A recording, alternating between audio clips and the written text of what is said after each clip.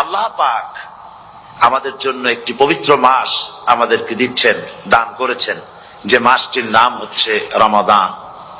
রমাদান হচ্ছে রামদুন, রা মিম দত, রাম ধাতু থেকে উৎপত্তি, এর অর্থ হচ্ছে জ্বালানো, পুড়িয়ে দেওয়া, ভস্ম করে দেওয়া। রমাদান, রমজান মুবারকে যারা নাকি সিয়াম সাধনা করে, আত্মত্যাগ করে, অর্থাৎ তিতিক্ষা, ত্যাগ এবং তিতিক্ষা করে, রমজান মুবারকে আল্লাহ পাক যেভাবে রোজা চান ওইভাবে যারা রোজা রাখে, তাদের সমস্ত গুনাহ সমূহকে আগুন যেমন আবর্জনাকে জ্বালিয়ে দেয়, রোজা যদি সঠিকভাবে কারো হয় তাহলে তার গুনাহগুলিকে এইভাবে জ্বালিয়ে ভস্ম করে দেয়। সুবহানাল্লাহ বিহামদিহি। এই রমজান আমাদের সামনে। আমি আমার আলোচনার শুরুতে আমি আপনাদের খেদমতে আরজ করতে চাই যে মাসটির মধ্যে আমরা প্রবেশ করতে যাচ্ছি, দুটি জিনিস আমাদের সামনে এখন। একটি হচ্ছে আমরা মাহে রমজানকে ইস্তেকবাল করতে যাচ্ছি, মাহে রমজান আমাদের সামনে। দোয়া করে নেই যে আল্লাহ পাক এই পবিত্র রমজানের সম্মান করার মতো তৌফিক আমাদেরকে দান করো, আর যেভাবে রোজা রাখলে পরে তুমি খুশি হও সেইভাবে আমাদেরকে রোজা রাখার তৌফিক দান করো, বলি আমিন। এটি হচ্ছে সর্বশ্রেষ্ঠ মাস আল্লাহ পাক মুসলমানদের জন্য দান করেছেন। আবারও বলি আলহামদুলিল্লাহ। কোরআন শরীফের মধ্যে আল্লাহ সমস্ত ইবাদতের কথা বলেছেন,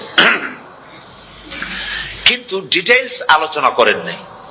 হজ করতে হবে, কিন্তু উকুফে আরাফা করতে হবে, রমিয়ে হিজার করতে হবে, রমিয়ে জিবার করতে হবে, তারপরে 7 বার তাওয়াফ করতে হবে, সাফা মারওয়া সাই করতে হবে। এগুলি কিন্তু কোরআন শরীফে আসে নাই, ডিটেইলস আসে নাই। নামাজ পড়তে হবে, কিন্তু জোহরে কয় রাকাত, আসরে কয় রাকাত, মাগরিবে কয় রাকাত, এই রাকাতগুলি কিভাবে বিন্যস্ত করতে হবে কোরআন শরীফে তা আসে নাই, বর্ণনা করা হয়নি। যাকাত দিতে হবে, কিন্তু কত টাকা হলে কত টাকা দিতে হবে, কত মন ধান হলে কতটুকু দিতে হবে, কত ছাগল হলে, কত গরু হলে, কত পরিমাণ সোনা হলে, কত পরিমাণ রৌপ্য মজুদ থাকলে যাকাত দিতে হবে, এর বিস্তারিত বিবরণ কোরআন শরীফে আসে নাই। চিন্তা হতে পারে যে তাহলে এগুলো আমরা পাইলাম কই? আমরা পেয়েছি কোরআনের ব্যাখ্যা হচ্ছে রাসূল করিম সাল্লাল্লাহু আলাইহি ওয়াসাল্লাম, হুজুর এটাকে আমাদেরকে বলে দিয়েছেন। তিনি শারে ছিলেন, শরীয়ত প্রণেতা ছিলেন। তো সমস্ত ইবাদতকে আল্লাহ পাক সংক্ষেপে সংক্ষেপে তিনি আউটলাইন অথবা গাইডলাইন তিনি দিয়েছেন আল্লাহ পাক। রমজান মুবারক হচ্ছে একমাত্র ইবাদত যে রমজান সম্পর্কে আল্লাহ পাক ডিটেইলস পূর্ণ একটি রুকু আল্লাহ পাক আলোচনা করেছেন। সুবহানাল্লাহ। রোজা শুরু করবেন কোনখান থেকে, শেষ করবেন কোথায় গিয়ে, সফরে প্লেনে যখন চলবেন তখন আপনার রোজার অবস্থা কি হবে, যদি দেশে যান তখন কি হবে, অসুস্থ হলে কি হবে, কিভাবে রোজা রাখবেন, কিভাবে রোজা ভাঙবেন, তারপরে কখন শুরু হবে, কখন কি হবে ইত্যাদি বিস্তারিত বিবরণ। রোজার মতো করে এত অন্য কোন ইবাদতের ব্যাপারে আল্লাহ এতটা বলেন নাই যতটা বলেছেন রোজার ব্যাপারে। তাহলে নিশ্চয়ই বুঝতে পারছেন রোজাটা অত্যন্ত গুরুত্বপূর্ণ ইবাদত। সবটাই গুরুত্বপূর্ণ, কিন্তু রোজাটা আল্লাহর কাছে বেশি গুরুত্বপূর্ণ। সুবহানাল্লাহ। আচ্ছা, বেশি গুরুত্বপূর্ণ কেন সে কথা কি বলবো? অবশ্যই বলবো। বেশি গুরুত্ব এই কারণে, আল্লাহ পাক বলেছেন, এটা হচ্ছে হাদিসে কুদসি। আল্লাহ পাক বলেছেন আস-সাওমু লি ওয়া আনা আজজি বিহি। অন্য রিওয়ায়াতে এসেছে ওয়া আনা উজজা বিহি। আস-সাওমু লি, রোজা হলো আমার জন্য। কে বলতেছেন বলুন তো? আল্লাহ পাক বলছেন রোজা হচ্ছে আমার জন্য, রোজার পুরস্কার আমি দেব। অন্য বর্ণনায় এসেছে রোজা আমার জন্য আর রোজাদারের পুরস্কার আমি আল্লাহ নিজেই পুরস্কার। সুবহানাল্লাহ, সুবহানাল্লাহ। তাহলে প্রশ্ন আসে, আল্লাহ পাক বলছেন রোজা আমার জন্য, আস-সাওমু লি। আল্লাহ তো একথা কোথাও বলেননি আজ-যাকাতুলি, আস-সালাতুলি, আল-হাজ্জুলি। রোজা আমার কি বলে, যাকাত আমার জন্য, হজ আমার জন্য, নামাজ আমার জন্য, একথা কিন্তু আল্লাহ বলেন নাই। অবশ্যই আমরা যাকাত হোক, নামাজ হোক, হজ হোক কার জন্য করি? আল্লাহর জন্য করি। রমজানের ব্যাপারে আল্লাহ খাস করেছেন যে আস-সাওমু লি, রোজা আমার জন্য। এই কথাটার অর্থ কি, তাৎপর্য কি, ব্যাখ্যা কি, সিগনিফিকেন্স কি? এর সিগনিফিকেন্স হচ্ছে এই যে প্রত্যেকটা ইবাদতের দুটি ধরন আছে। কয়টা ধরন বলুন তো? দুটি ধরন। একটি ধরন হচ্ছে বাহ্যিক, আর একটা হচ্ছে আভ্যন্তরীণ। প্রত্যেকটা ইবাদতের দুটি দিক আছে, একটা মানুষকে দেখানো আর একটা ভেতরের। যেমন নামাজ, একটি লোক নামাজ পড়ে না, কিন্তু এমন একটা সমাবেশের মধ্যে পড়ে গেছে সবাই নামাজ পড়ে। এখন আমি যদি নামাজ না পড়ি তাহলে লোকে বলবে কি? তখন উজু আছে কি না আছে দাঁড়ায় গেল আল্লাহু আকবার। তাহলে দেখা গেল নামাজ আল্লাহর জন্য পড়ে, আবার মানুষের জন্য দেখাবার জন্য করে। যাকাত এটা দেয় মানুষে, তার নিয়তটাকে আল্লাহ পাক ভালো জানেন। কিন্তু কিছু লোক তেমন আছে যাকাতের নামে লুঙ্গি, আমাদের দেশে আছে, এখানে কি করে আমি জানি না, লুঙ্গি শাড়ি কিনে তারপরে বাড়িতে সব জমা করে এরপরে গরিবদের দাওয়াত দেয় এবং সকলকে দেখায় দেখায় এভাবে লুঙ্গি দিল শাড়ি দিল, লোকেরা দেখলো যে জাকাত দিল, খুব জাকাত দিয়েছে। কোরবানির ব্যাপারে এভাবে বিরাট একটা গরু কিনলো, কিনে মানুষকে দেখাইলো। চট্টগ্রামে আছে সবচেয়ে বড় দামের গরু একটা কিনে গরুর গলায় মালা একটা পরাইয়া তারপরে শহর ঘুরায়। এখন অবশ্য এটা কমে গেছে আগের থেকে অনেক। মানুষ দেখুক যে অমুকে এই গরুটা কোরবানি করেছে।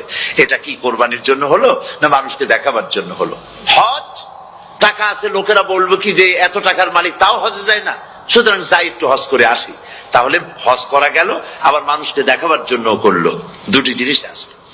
কিন্তু একমাত্র রোজা, একমাত্র রোজা, রোজা যদি কেউ রাখে মানুষকে দেখাবার জন্য সকাল থেকে শুরু করে সন্ধ্যা পর্যন্ত না খাইয়া কোনো পাগলও থাকবে না।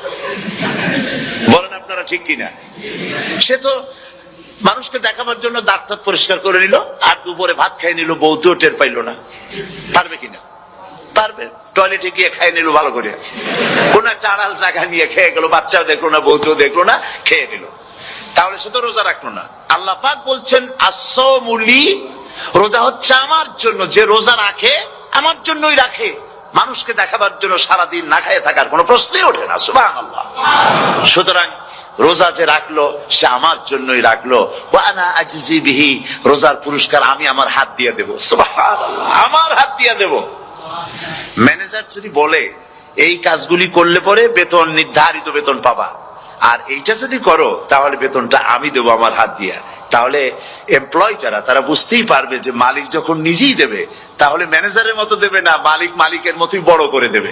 তো আল্লাহ পাক ফেরেশতাদের কাছে এটা রাখেন নাই, সব নেকি তোমরা লেখো গিয়া, আর রোজার সওয়াব আমার হাত দিয়ে আমি দেব। সুবহানাল্লাহ। এরপরে আল্লাহ পাক বলছেন, অন্য রিওয়ায়াতে এসেছে রোজা আমার জন্য, আর রোজাদারের পুরস্কার আর কিচ্ছু না, রোজাদারের পুরস্কার আমি আল্লাহ নিজেই পুরস্কার হয়ে যাব। সুবহানাল্লাহ।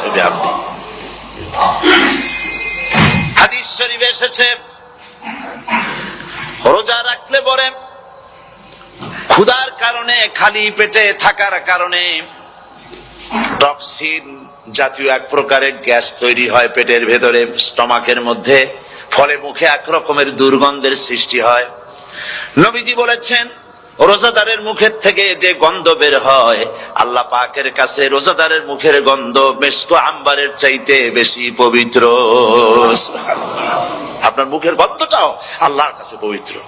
রোজাদারের জন্য, রোজাদারদের জন্য জান্নাতের একটি দরওয়াজা খাস করে রাখা হয়েছে, যার নাম রায়্যান। এই দরওয়াজা রোজাদারদের জন্য, কেবলমাত্র রোজাদারেরা সেখান থেকে প্রবেশ করবে, আর কেউ প্রবেশ করতে পারবে না।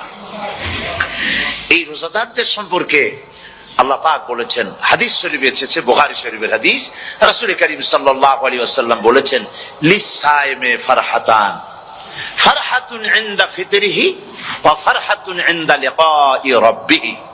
রোজাদারের জন্য দুইটা খুশি। কয়টা খুশি বলুন তো? কে বলছেন? আল্লাহ রাসূল বলছেন রোজাদারের জন্য দুইটা খুশি। লিসাইমে ফারহাতান, দুটি খুশি। ফারহাতুন ইনদা ফিতরিহি, একটা খুশি হচ্ছে ইফতারের সময়। এই ফিতরিহিতে, এই ফিতরিহি দুটি কথা, এই একটি কথার দুটি ব্যাখ্যা হয়। একটা হচ্ছে ইফতারের সময়, ইফতারের কথা বলা হয়েছে, আর ঈদের কথাও এর মধ্যে বলা হয়েছে। ইফতারের সময় হলে একটা খুশি, আর একটা খুশি হচ্ছে ইনদা লিকাই রাব্বিহি, যখন রোজাদারের সঙ্গে আল্লাহ পাক দেখা করবেন তখন হবে আরেকটা খুশি। তার মানে হচ্ছে রোজাদারদের সঙ্গে স্পেশাল আল্লাহ রাব্বুল আলামিন সাক্ষাৎকারের ব্যবস্থা করবেন। সুবহানাল্লাহ। তাহলে দুটি জিনিস হলো, একটা হলো ইফতারের জন্য দুটা, রোজাদারের জন্য দুটা খুশি, একটা হলো ইফতারের সময়, আর একটা হচ্ছে আল্লাহর সঙ্গে যখন দেখা করবে। তো ইফতারের যে খুশিটা, এই খুশি রোজাদার ছাড়া কেউ বুঝবে না। ইফতার সারাদিন রোজা রাখার পর সামনে পেঁয়াজি, বেগুনি, সালাদ, তরমুজ, মিষ্টি, তারপরে আম্বালা সুইট মিটের নানান রকমের মিষ্টি, এরপরে মুড়ি, কত কিছু সব সামনে নিয়ে বসে আছে।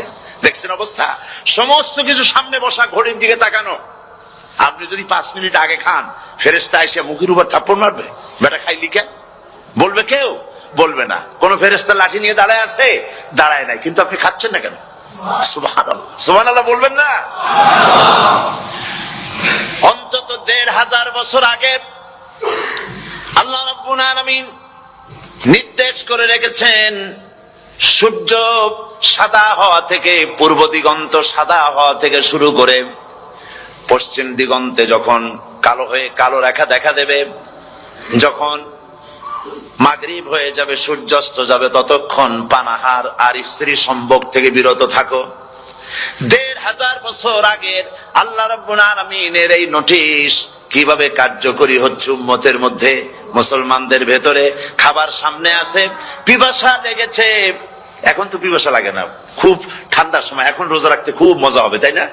খুব মজার রোজা। কিন্তু এই রোজা যখন জুন মাস আর জুলাই মাসে আসবে, তখন টের পায় মানুষ রোজা কাহাকে বলে। প্রচন্ড পিপাসা, সামনে সব খাবার পড়ে আছে, একটা খাবারের দিকে রোজাদারের হাত যায় না, ঘড়ির দিকে তাকায় আর চুপ করে বসে বসে আল্লাহর জিকির করতে থাকে। আল্লাহ কয়, ফেরেশতারা দেখ, এই বান্দা বানাইতে নিষেধ করছিলি, সুবহানাল্লাহ। আল্লাহ খুশি হয়ে যায়। রোজাদার অপেক্ষা করতে থাকে। ঠিক যখন কাটায় কাটায় সময়টা এসে গেছে, তখন আল্লাহর নাম করে খুরমা দিয়ে, পানি দিয়ে ইফতার শুরু করে দিল। আল্লাহ পাক খুশি হয়ে গেলেন। এই যে ইফতার, সারাদিন রোজা রাখা ইফতার করায় যে মজা, রোজা রাখলো না এরকম লোকেরাও কিন্তু ইফতার করে, করে না? পুরান ঢাকায় আছে, ঢাকার তো কয়েকটা এলাকা আছে, পুরান ঢাকার লোকেরা নাকি বলে যে, যারা রোজা রাখে না তারা বলে যে, রোজা না রাখে একরকম পাপ করছি, আর ইফতার না করে কবিরা গুনাহ করবো নাকি, ইফতার তো করাই লাগে। তো খুব মজা করে ইফতার করে তারা। তো সারাদিন রোজা রেখে পেঁয়াজি, ছোলা, বুট, মুড়ি খাওয়ায় যে মজা, সারাদিন ভাত খাইয়া তারপরে ইফতারে শরীক হওয়া, ছাগলে ঘাস খাইলে যেমন লাগে ওইরকম তার মুখে লাগে, এই মজা পাবে না। রোজাদারের যে মজা লাগে সেই মজা সে পাবে না। সারা মাস রোজা থাকার পর, আল্লাহর হুকুম সারা রাত রোজা রাখার পর, তারপরে ঈদের দিনে জামা কাপড় পরিষ্কার করে, শেরওয়ানি গায়ে লাগাইয়া, পাঞ্জাবি পরে, আতর মেখে, এরপরে ঈদের জামাতে যখন দাঁড়ায় যায়, সে যে মজা পায়, সারা মাস রোজা রেখে ঈদের জামাতে গিয়ে সে যে মজা পায়, যে রোজা রাখলো না, ঈদের দিনে খুব জামা, পাজামা, সেন্ট এগুলো মেখে টেকে প্রথম কাতারে গিয়ে দাঁড়ায় গেছে, ও সেই মজা পাবে না। ওর মনের মধ্যে একটা চোর চোর ভাব থেকেই যায়। সে মনে মনে ভাবে, এই জামাত আমার না, জোর করে আসছি, এইখানে দাঁড়াবার যোগ্যতা আমার নাই। মনের মধ্যে সে একটা অপরাধী ফিল করে, সে ফিল করতে থাকে। সুতরাং রোজাদারের জন্য দুইটা খুশি, একটা হচ্ছে ইফতারের সময়, আর একটা খুশি হবে যখন আল্লাহ তাদেরকে দেখা দেবেন। সুবহানাল্লাহ। এই রোজা আল্লাহ পাক দান করেছেন। আচ্ছা, কি জন্য রোজা আমাদের দিলেন? এই জন্য দিয়েছেন যে একটা মাস পৃথিবীর মুসলমানরা না খেয়ে থাকুক দিনের বেলায়, ওই না খেয়ে থাকার যে খাবারগুলি বাঁচবে, এগুলি আল্লাহ অন্য কোন এলাকার মানুষদের খাওয়াবেন নাকি? এই জন্য করেছেন রোজা, এজন্য করেন নাই। রোজার ফজিলত আল্লাহর নবী বলেছেন, রমজান মুবারকের এত ফজিলত, মানুষ যখন কোন ইবাদত করে, আল্লাহ পাক সেই ইবাদতের নেক আমলের সওয়াব 10 থেকে শুরু করে 700 পর্যন্ত বাড়ায় দেন। 10 থেকে শুরু করে 700 করে 700 বাড়ায় দেন, ইল্লা সাওম, রোজা ছাড়া। নবীজি বলেছেন, রমজান মুবারকে কেউ যদি একটি নফল কাজ আদায় করে, একটি নফল ইবাদত করে, অন্য মাসের একটি ফরজ আদায় করার সওয়াব আল্লাহ পাক নামায়ে আমলে দিয়ে দিবেন। রমজান মুবারকে কেউ যদি একটি ফরজ আদায় করে, অন্য মাসের 70টি ফরজ আদায় করার মতো সওয়াব আমলনামায় আল্লাহ দিয়ে দিবেন। সুবহানাল্লাহ। এই মাস আমাদের সামনে, আল্লাহু আকবার বলি, আল্লাহু আকবার বলি, আলহামদুলিল্লাহ। এই পবিত্র মাস আমাদের সামনে। এই মাসে এত সওয়াব, নফল হয় ফরজের মতো, আর ফরজ হয় 70টা ফরজের মতো। এত সওয়াব কেন হইল? আমরা না খেয়ে থাকি সেই জন্য নাকি? বলতে পারেন কেন হলো? একটি কারণ, শাহরু রমাদান আল্লাযী উনজিলা ফীহিল কুরআন, সুবহানাল্লাহ বলবেন না? এই রমজান মাস হচ্ছে সেই মাস যে মাসে আল্লাহ রাব্বুল আলামিন কোরআনে কারীমকে নাজিল করেছেন।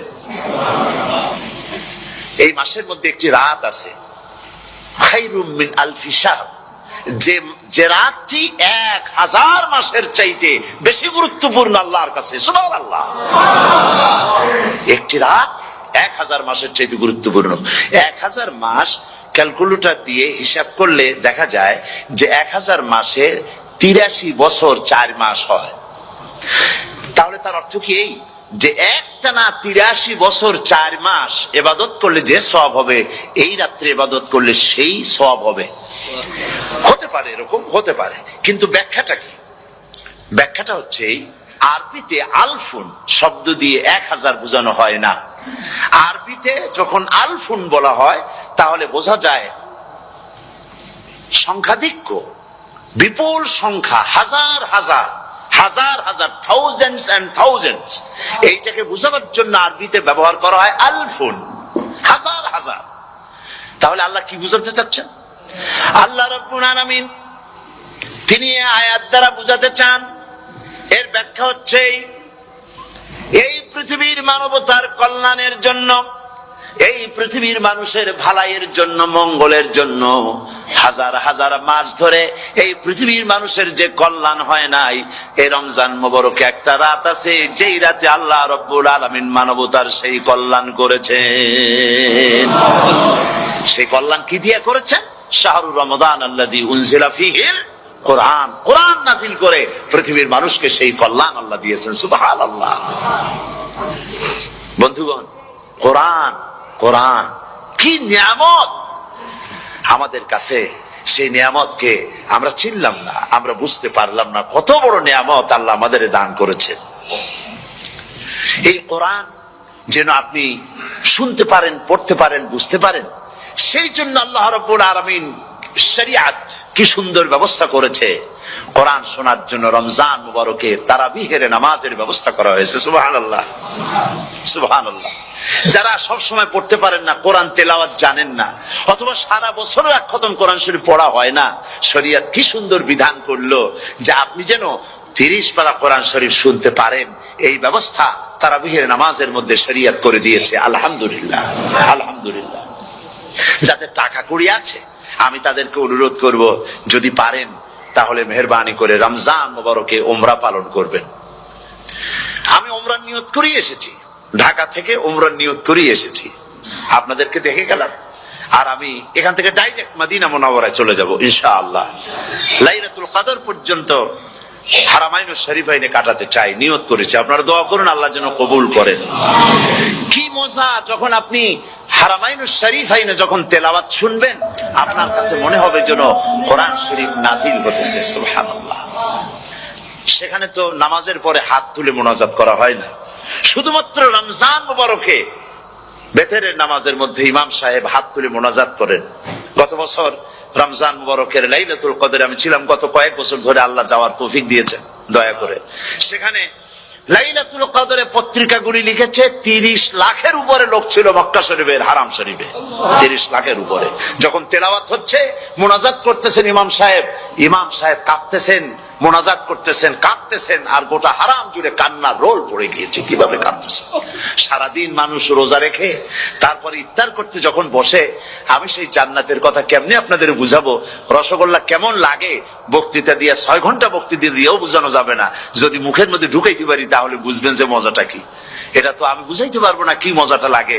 সারাদিন রোজা রাখার পর সমস্ত লক্ষ লক্ষ মুসল্লিরা বসে আছে মক্কা শরীফে, কাবা শরীফ সামনে, এখানে বসে আছে। রোজাদারের সামনে আছে জমজমের পানি আর মদিনা মুনাওয়ারার খুরমা। আল্লাহর ঘর সামনে, জান্নাতের থেকে আর কাকে বলে! সুবহানাল্লাহ। আর মসজিদে নববীর ভিতরে মদিনার আকর্ষণ কাশাস আলাদা। মদিনা শরীফের আপনাকে যদি পাইয়া যায় কোন আরব, কোন মাদানী, আপনারা ছাড়বি না, আদর করে পাশে বসাবে, তোমারে আমি এই জিনিস খাওয়াবো, এইটা দিয়ে ইফতার করাবো, আমার কাছ দিয়ে তুমি উঠতেই পারবা না, আপনাকে জোর করে বসাই দিবে। মসজিদে নববীতে রিয়াদুল জান্নাহ রাসূল করিম সাল্লাল্লাহু আলাইহি ওয়াসাল্লামের কবর শরীফের কাছে বসে আপনি ইফতার করতেছেন, কত বড় নসিব। সেই জন্য আমি বলি, হলিডে করার জন্য আমেরিকা, সিঙ্গাপুর, হাবিজাবি এই সমস্ত ঘুরে কোনো লাভ নাই। হলিডে করতে চান, রমজান মুবারকে চলে যান হারামাইন শরীফাইন, মদিনা আল মুনাওয়ারা, মক্কা আল মুকাররমা। কপাল খুলে যাবে, জিন্দেগীর সমস্ত গুনাহ খাতা আল্লাহ পাক মাফ করে দিবেন। রাসূল করিম সাল্লাল্লাহু আলাইহি ওয়াসাল্লাম বলেছেন, রমজান মুবারকে যে উমরা করলো সেজন্য হজ আদায় করলো। সুবহানাল্লাহ। অন্য রিওয়ায়াতে এসেছে, যে ব্যক্তি রমজান মুবারকে উমরা করলো সেজন্য আমার সাথে হজ আদায় করলো। সুবহানাল্লাহ। তো বলতেছিলাম যে কোরআনে কারীম হচ্ছে একটি বিরাট নিয়ামত। এই নিয়ামত শোনানো হয় রমজান মুবারকে।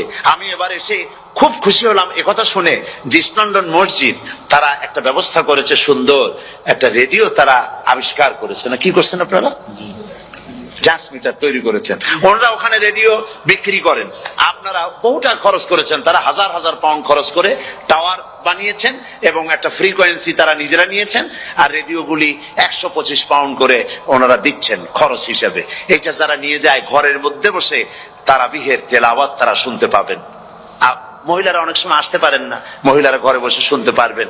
ওই ইস্ট লন্ডন মসজিদে যত ওয়াজ হবে, তেলাওয়াত হবে, নামাজ হবে, আজান হবে, ওয়াজ হবে, জিকির হবে, সব আপনার ঘরে বসে আপনি শুনতে পারবেন। আল্লাহ রাব্বুল আলামিন এই ইকদামকে, এই পদক্ষেপকে আল্লাহ কবুল করুন, সবাই বলেন আমিন।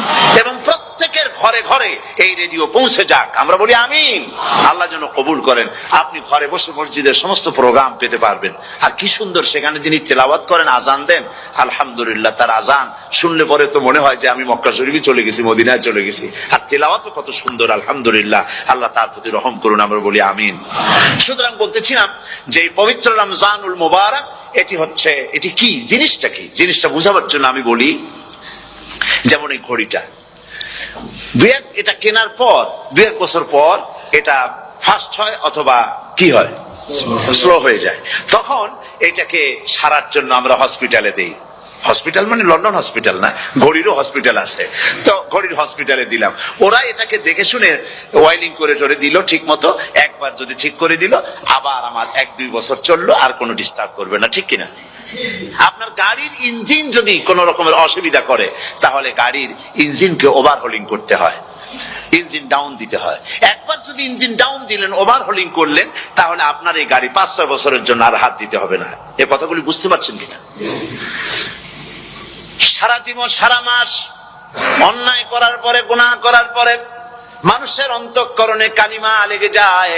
আল্লাহ রাব্বুল আলামিন রমজান মুবারকের একটা ব্যবস্থা করেছেন, ইঞ্জিন ওভারহোলিং এর মতো, ইঞ্জিন ডাউন দেওয়ার মতো।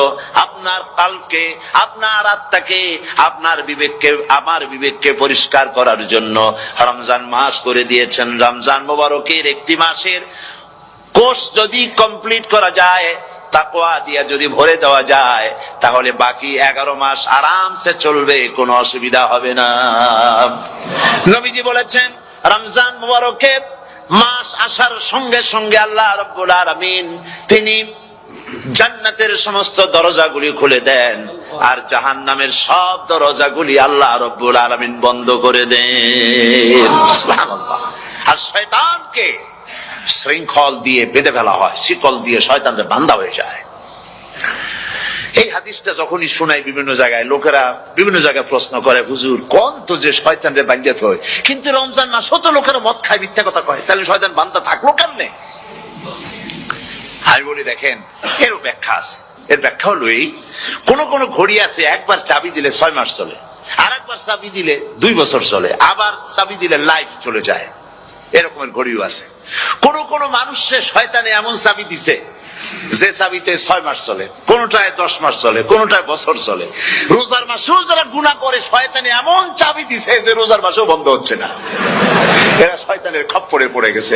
আল্লাহ এই চাবি থেকে মুসলমানদেরকে হেফাজত করুন, বলি আমিন। জোরে বলেন আমিন। শয়তান থেকে পানাহ কেউ দিতে পারে না, কোন গভর্নমেন্ট পারবে না। ব্রিটিশ গভর্নমেন্ট পারবে নাকি? American government?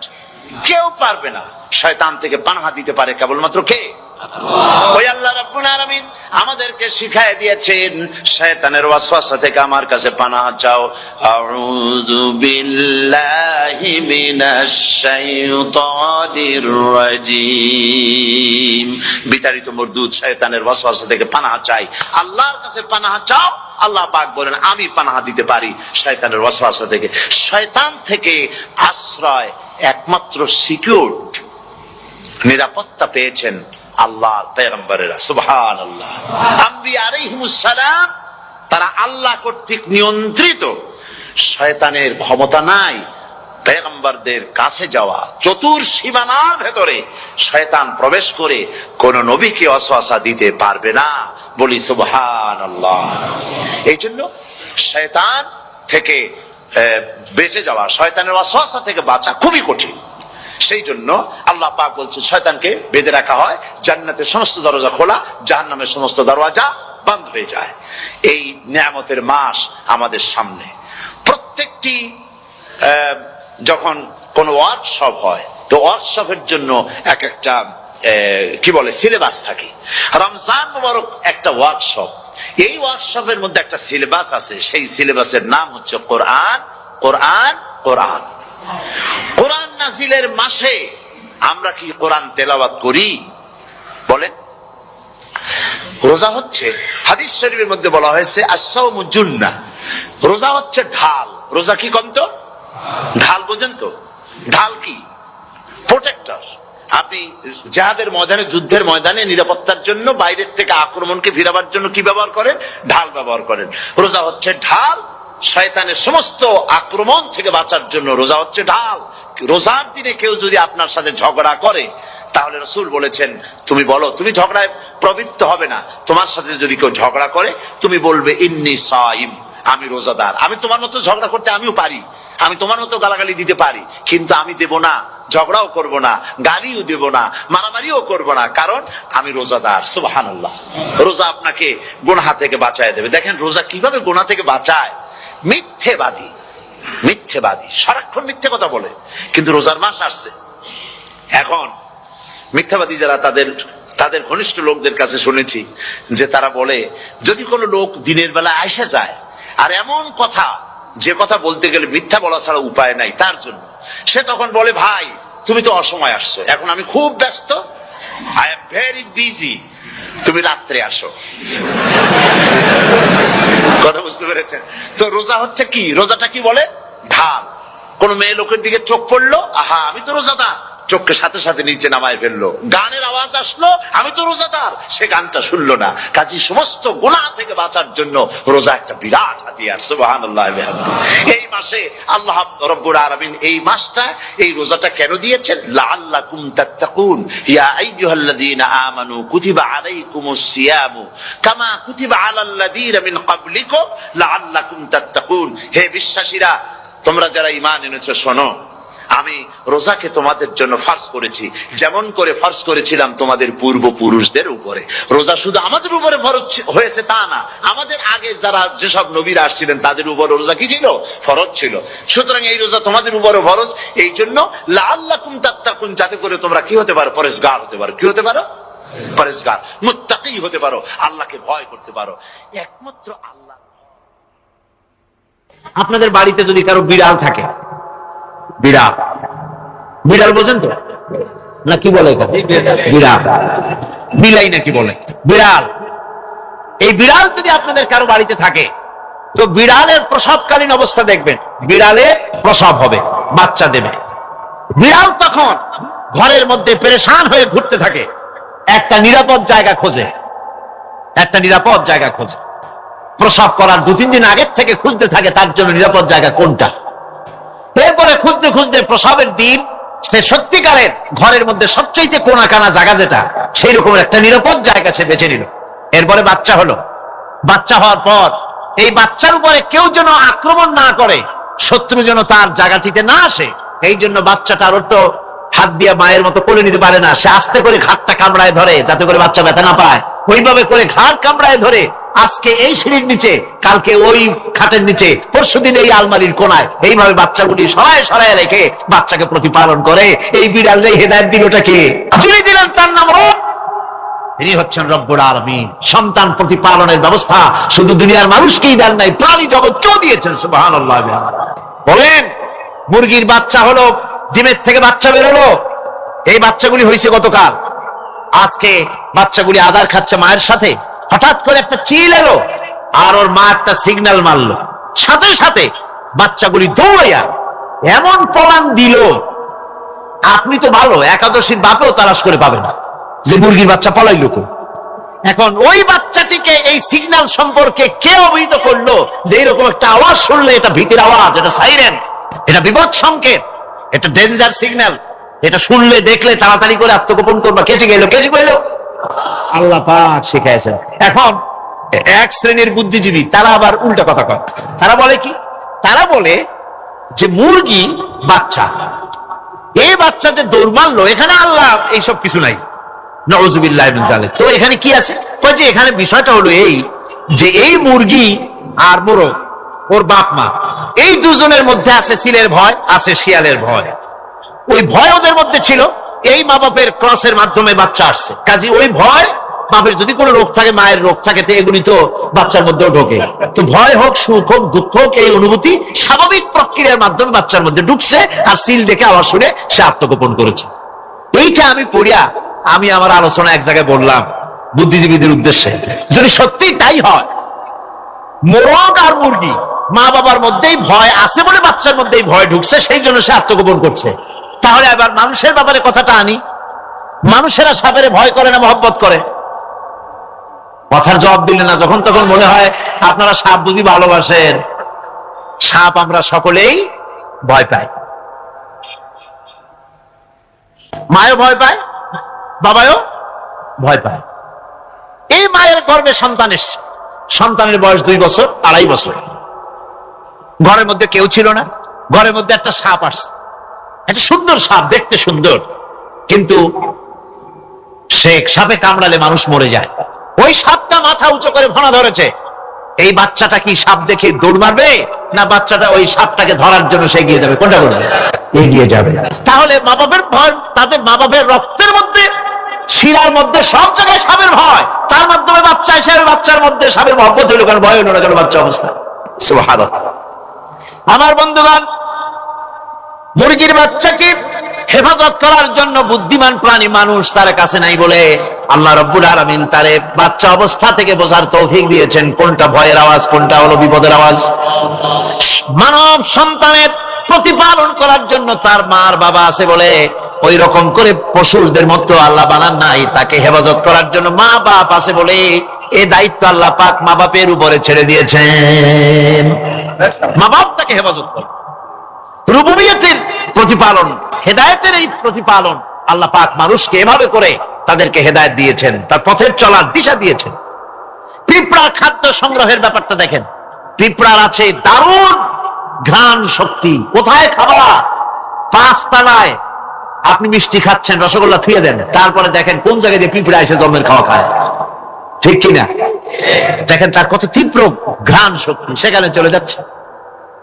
তাকে হেদায়েত দেওয়া হয়েছে, তাকে ঘ্রাণ শক্তি দেওয়া হয়েছে। চিল, শকুন, ঈগল কোথায় থাকে বুঝেন না?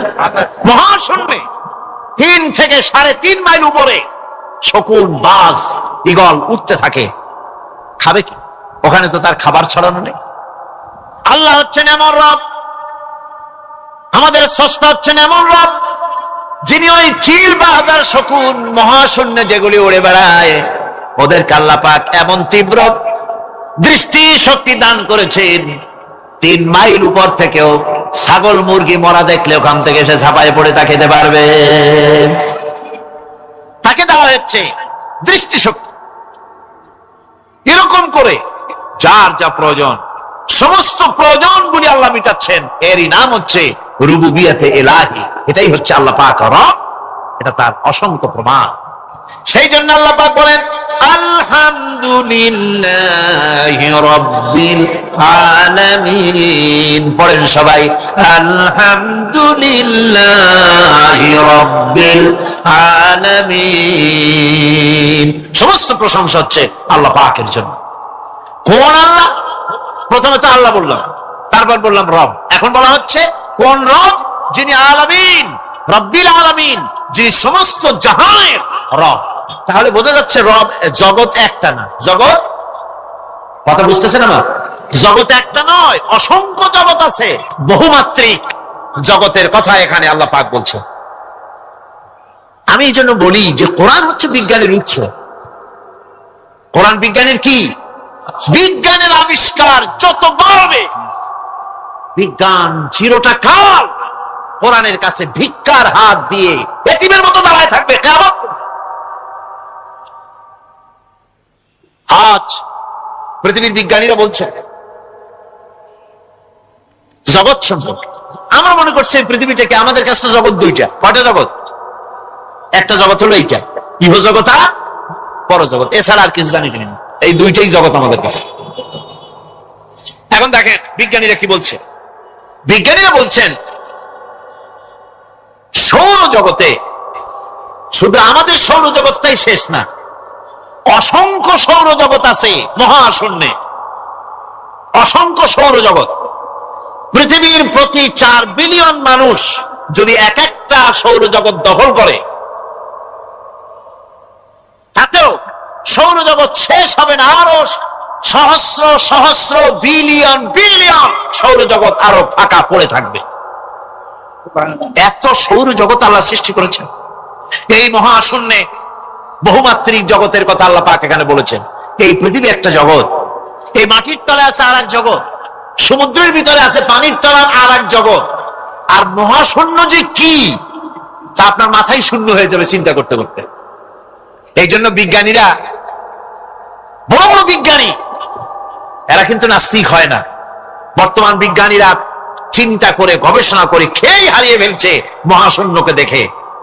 যেখানে আছে গ্যালাক্সি, যেখানে আছে মিল্কি ওয়ে, যেখানে রয়েছে অসংখ্য তারকা,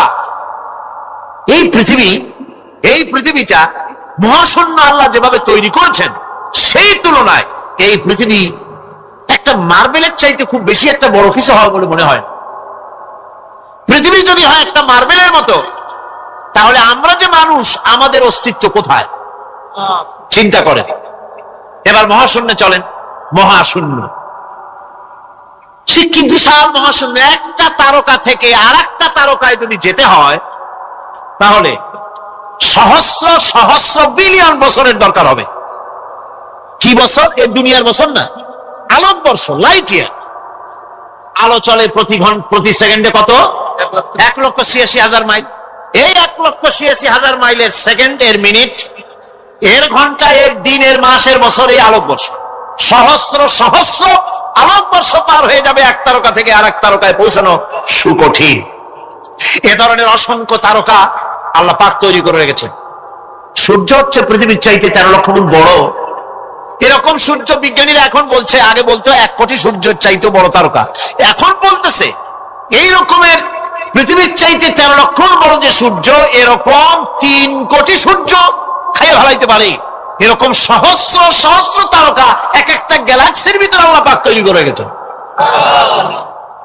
এখন মনে হচ্ছে যে এই তারকাগুলি বড় না, এই তারকাগুলি চাইতো আবার বড় জিনিস কি, সেটাকে বলা হয় ব্ল্যাক হোল। সেটাকে বলা হয় ব্ল্যাক হোল, অন্ধকার কূপ।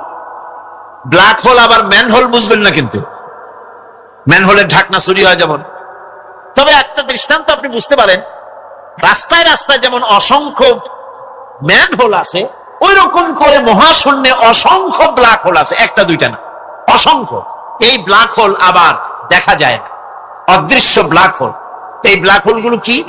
এগুলি কোরআনে কারীমের মধ্যে আল্লাহ পাক বলেছেন, ফালা উকসিমু বিমাওয়াকিন নুজুম, ফালা উকসিমু বিমাওয়াকিন নুজুম, শপথ সেই পতন স্থানের যেখানে নক্ষত্র সমূহ ধ্বংস হয়ে যায়, ধ্বংসপ্রাপ্ত হয়। কসম সেই স্থান সময়ের। সুবহানাল্লাহ। এই অন্ধকার কূপের, এই অন্ধকূপের কসম করছেন আল্লাহ পাক। সেই অন্ধকূপটা কি? সেই ব্ল্যাক হোলটা কি? সেই ব্ল্যাক হোল হচ্ছে ওই যে তারকার কথা বললাম, যে সূর্য খাইতে পারে, 3 কোটি সূর্য খাইতে পারে, এই রকমের তারকাগুলি ঘুরতে ঘুরতে কোন এক কারণে যখন সে ব্ল্যাক হোলের রেঞ্জের মধ্যে এসে যায়, তখন ব্ল্যাক হোল ওকে এমন ভাবে চুষে হজম করে ফেলে, যেমন বাচ্চা চকলেট চুষা খাইয়া ফেলায়, এরকম ব্ল্যাক হোল গুলি অত বড় তারকাগুলি খাইয়া চুষা শেষ করে ফেলে দেয়। সুবহানাল্লাহি বিহামদিহি। বিজ্ঞানীরা বলেছেন আমাদের এই পৃথিবীটা, আল্লাহ না করুন কখনো, আমাদের এই পৃথিবীটা যদি কোনো ব্ল্যাক হোলের আওতায় পড়ে, ওর রেঞ্জে আসে, তাহলে মাত্র 2 সেন্টিমিটারের মধ্যে পৃথিবীটা তার ঘনত্ব লাভ করে ব্ল্যাক হোলের মধ্যে অদৃশ্য হয়ে যাবে, হারায় যাবে, অস্তিত্ব থাকবে না। আল্লাহ পাক, আশ্চর্য লাগে আমার, বিজ্ঞানের বইপত্র যখন পড়ি আমার কাছে আশ্চর্য লাগে, 1400 বছর আগে নবী কোন বিজ্ঞানাগারে পড়াশোনা করেন নাই, কোন সায়েন্স নিয়ে রিসার্চ করেন নাই, সেই নবীর মুখ থেকে এমন বিজ্ঞানময় কোরআন আল্লাহ বের করালেন যে আজকের পৃথিবীর মডার্ন যুগের বিজ্ঞানীরা কোরআনের কাছে এতিম হয়ে দাঁড়ায় আছে। পৃথিবীর কোন বিজ্ঞানী বলতে পারবে না যে কোরআনে কারিমের অমুক আয়াতটা আনসাইন্টিফিক, এটা হাদিস আমাদের বিজ্ঞানের সাথে মিল খায় না, এমন কথা বলতে পারবে না। বরং কোরআন সার্টিফাই করবে তোমার এই বক্তব্য, তোমার এই থিওরি মোস্ট আনসাইন্টিফিক। কোরআন বলবে, ওরা বলতে পারবে না যে আয়াতটা আনসাইন্টিফিক। সুতরাং কোরআন হচ্ছে মহান বিজ্ঞানময়, কোরআন হচ্ছে আল্লাহ পাকের দেওয়া এক মহান বিধান, যে কোরআনের কারণে আল্লাহ পাক আমাদেরকে হেদায়েত দান করেছেন। সুতরাং এই কোরআন হচ্ছে, কোরআনের মধ্যে যা আছে, গোটা কোরআনে যা আছে সব সূরা ফাতিহায় আছে। সুবহানাল্লাহি বিহামদিহি। আল্লাহ পাক বলছেন আলহামদুলিল্লাহি রাব্বিল আলামিন। মুহাব্বতের সাথে পড়েন সবাই, আলহামদুলিল্লাহি রাব্বিল আলামিন। সমস্ত প্রশংসা, যাবতীয় প্রশংসা সে আল্লাহ পাকের, যিনি তামাম জাহানের পালনেওয়ালা রব। মানুষের সব প্রয়োজন তিনি মিটিয়েছেন। মানুষের জীবন ধারণের জন্য সব থেকে বড় প্রয়োজন পানি। সবচেয়ে বড় প্রয়োজন কি? পানি। জোরে কোন কি? পানি। জীবনের জন্য পানি এবং আর্দ্রতা, এই দুটি জিনিস অপরিহার্য, এছাড়া জীবন বাঁচবে না। আমরা দেখতে পাই সমুদ্র ভরা পানি মজুদ আছে, লক্ষ্য করেন, সমুদ্র ভরা পানি মজুদ আছে, নদী খাল বিল ভরা পানি মজুদ আছে, কিন্তু এটাই তো যথেষ্ট না। রব হচ্ছেন তিনি, যিনি এই বিশাল বিশাল পানির মজুদ থেকে বাতাসকে যিনি বলেন, যিনি প্রতিনিয়ত বাষ্পীয় আকারে পানিগুলিকে সমুদ্র থেকে উত্থিত করেন, পানিগুলিকে উত্থিত করেন মহাকাশী। আল্লাহ পাক বলেন আল্লাহুল্লাযী আরসালার রিয়াহা ফাতুসিরু সাহাবা। বাষ্প হয়ে পানিগুলি আকাশে উত্থিত হয় এবং মহাকাশে যাওয়ার পর এই পানিগুলি, লবণাক্ত পানিগুলি আল্লাহর মেশিনে সেগুলি মিষ্টি হয়ে যায়। জোরে কোন সুবহানাল্লাহ। পানিগুলি মিষ্টি হয়ে গেল, ওই মিষ্টি পানি আল্লাহ রাব্বুল আলামিন নাজিল করে দিলেন। এবার বৃষ্টি কণা কণা হয়ে পড়লো, ফোঁটা ফোঁটা বৃষ্টি। আল্লাহ খুঁজে দেখলেন বৃষ্টির ফোঁটাগুলি পৃথিবীর প্রতিটি কণা তালাশ করে তৃষ্ণার্ত কণাগুলিকে আল্লাহ পাক ভিজায় দিলেন। সেই জন্য তার নাম হলো রব। তিনি হচ্ছেন রব, প্রয়োজন মিটান। পানি সবচেয়ে প্রয়োজন বেশি, সেই পানি আল্লাহ পাক এভাবে সরবরাহ করলেন। জমিনের চারিদিকে নদী নালা রেখেছেন, জমিনকে আর্দ্র করেছেন, জমিনের ভিতরের পানি মিষ্টি করেছেন। টিউবওয়েল মারলে পরে, পাম্প করলে পরে ভিতর থেকে মিঠা পানি আল্লাহ পাক বের করে দেন। সুবহানাল্লাহ। এই মিষ্টি পানির ব্যবস্থা করেছেন। এরপরে তিনি ওই আল্লাহ পাক মিষ্টি পানির ব্যবস্থা করে বৃষ্টির মাধ্যমে পৃথিবীতে ফসল উৎপাদনের ব্যবস্থা করে দিলেন। পাক কোরআনে কারীমের মধ্যে বলেছেন ওয়াজআলনা মিনাল মাই কুল্লা শাইইন হাই। পানি দ্বারাই আমি সব বস্তুকে সজীব রাখি। বৈশিষ্ট্যের দিক থেকে পানির রয়েছে অনেক গুণ, আশ্চর্য গুণ। পৃথিবীর ৭৫% হচ্ছে পানি। আকাশ থেকে, অর্থাৎ চাঁদ থেকে যখন চাঁদে ভ্রমণকারীরা যখন ছবি তুলেছে, তো সেই ছবিতে ব্লু রং এসেছে বেশি, সবুজ এসেছে কম। সবুজ হলো গাছপালা, আর ব্লু হচ্ছে পানি। সমুদ্রের পানির রং হচ্ছে নীল। মানুষের শরীরের ভিতরে ৬০% পানি, গাছের মধ্যে রয়েছে পানি। পানি ছাড়া পৃথিবীর বাঁচার কোনো পথ নাই। আবার দেখেন, প্রচন্ড শীতের কারণে, ঠান্ডার কারণে যেসব এলাকায় তাপমাত্রা হিমাঙ্কের নিচে এসে যায়, সেই সব দেশে সমুদ্রের পানি আর দরিয়ার পানিগুলি বরফ হয়ে যায়। এই বরফ যখন হতে থাকে তখন পানি তার নিজের তাপকে নিচের দিকে ছুটতে থাকে, উপরের তাপ বরফ হয়ে যায় ঠান্ডা, আর নিচে তাপ বিচ্ছুরিত করে দিয়ে পানির ভিতরে যত জলজ প্রাণী আছে আর উদ্ভিদ আছে সবগুলিকে বাঁচায় রাখার ব্যবস্থা আল্লাহ রাব্বুল আলামিন এভাবে করে থাকে। এবার আল্লাহ রাব্বুল আলামিন বলছেন, এই পানি ছাড়া মানুষ বাঁচে না, প্রাণী বাঁচে না। পানি এমন এক জিনিস, এমন এক নিয়ামত আমি দান করলাম। আল্লাহ পাক বলেন, কুল আরাআইতুম ইন আসবাহা মাউকুম গাওরান ফামান ইয়াতিকুম বিমাইন মাইন। বলো দেখি সবে, শুকাইয়া যদি যায় এই জমিনের পানি, তাহলে হেথায় তটনির ধারা কে দিবে সবারে আনি। এই পৃথিবীর নদী নালা খাল বিল জমিনের আভ্যন্তরীণ দিকে পানিগুলি যদি আমি আল্লাহ রাব্বুল আলামিন শুকায় দেই, তাহলে আমি আল্লাহ ছাড়া এমন কে আছে যে নতুন করে আবার পানির আমদানি করে দিতে পারে? আছে কেউ? আজ পানির শূন্যতা আমাদের দেশে দেখা যাচ্ছে, পানি আস্তে আস্তে কমে যাচ্ছে, আস্তে আস্তে পানি শেষ হয়ে যাচ্ছে। কি কারণে শেষ হচ্ছে এবং কি হলে পানি পাওয়া যাবে পরে বলা যাবে ইনশাআল্লাহ। তো জীবন ধারণের জন্য যেমন পানির প্রয়োজন, জীবন ধারণের জন্য তেমন বাতাসেরও প্রয়োজন। পানি ছাড়া তো কিছু সময় চলতে পারে, পানি এবং খাদ্য ছাড়া কিছু সময় চলতে পারে, কিন্তু বাতাস ছাড়া তো এক মুহূর্ত চলে না, ঠিক কিনা? বুঝেন কিনা কথা? বাতাস ছাড়া এক মুহূর্ত চলতে পারে না। অথচ আল্লাহ রাব্বুল আলামিন এই বাতাস দিয়ে গোটা আকাশকে, শূন্য জায়গাগুলি বাতাস দিয়ে ভরে রেখেছেন, যাতে করে কারো বাতাসের কোনো অসুবিধা না হয়, শ্বাস করতে কোনো কষ্ট না হয়। প্রাণী জগৎকে বাতাস দিয়ে বাঁচিয়ে রাখার জন্য আল্লাহ পাক মহাশূন্যকে এভাবে সব এলাকা বাতাস দিয়ে ভরে রেখেছেন। এই জন্য তার নাম হচ্ছে রব। এটাই হচ্ছে রুবুবিয়তের নমুনা। আমার ভাইয়েরা, আল্লাহ রাব্বুল আলামিন পানি দিলেন, বাতাস দিলেন, খাদ্যের ব্যবস্থা করে দিলেন। শস্য শ্যামল এলাকায় আল্লাহ পাক সব জায়গাগুলিতে শস্য শ্যামল হোক অথবা উষর ধূসর মরুভূমি হোক, সারা পৃথিবী জুড়ে আল্লাহ রাব্বুল আলামিন খাবারের দস্তরখান বিছায় রেখেছেন। ওয়ামা মিন দাব্বাতিন ফিল আরদি ইল্লা আলাল্লাহি রিজকুহা। এই পৃথিবীর বুকে এমন কোন বিচরণশীল জীব নাই যেই জীবের রিজকের দায়িত্ব আমি আল্লাহ আমার নিজ হাতে গ্রহণ করি নাই। জোরে বলেন সুবহানাল্লাহ। সব রিজেক আমি ছড়ায় রেখেছি বিশ্ব জুড়ে সর্বত্র। আল্লাহ পাক বলছেন, ফালইয়ানজুরিল ইনসানু ইলা তাআমিহি আন্না সাবাবনাল মা'a সাব্বা সুম্মা শাকাকনাল আরদা শাক্কা ফাআমবাতনা ফিহা হাব্বা। আল্লাহ পাক বলছেন, মানুষের উচিত নিজ খাদ্যাদির দিকে লক্ষ্য করা, নিজের খাদ্যের দিকে লক্ষ্য করা।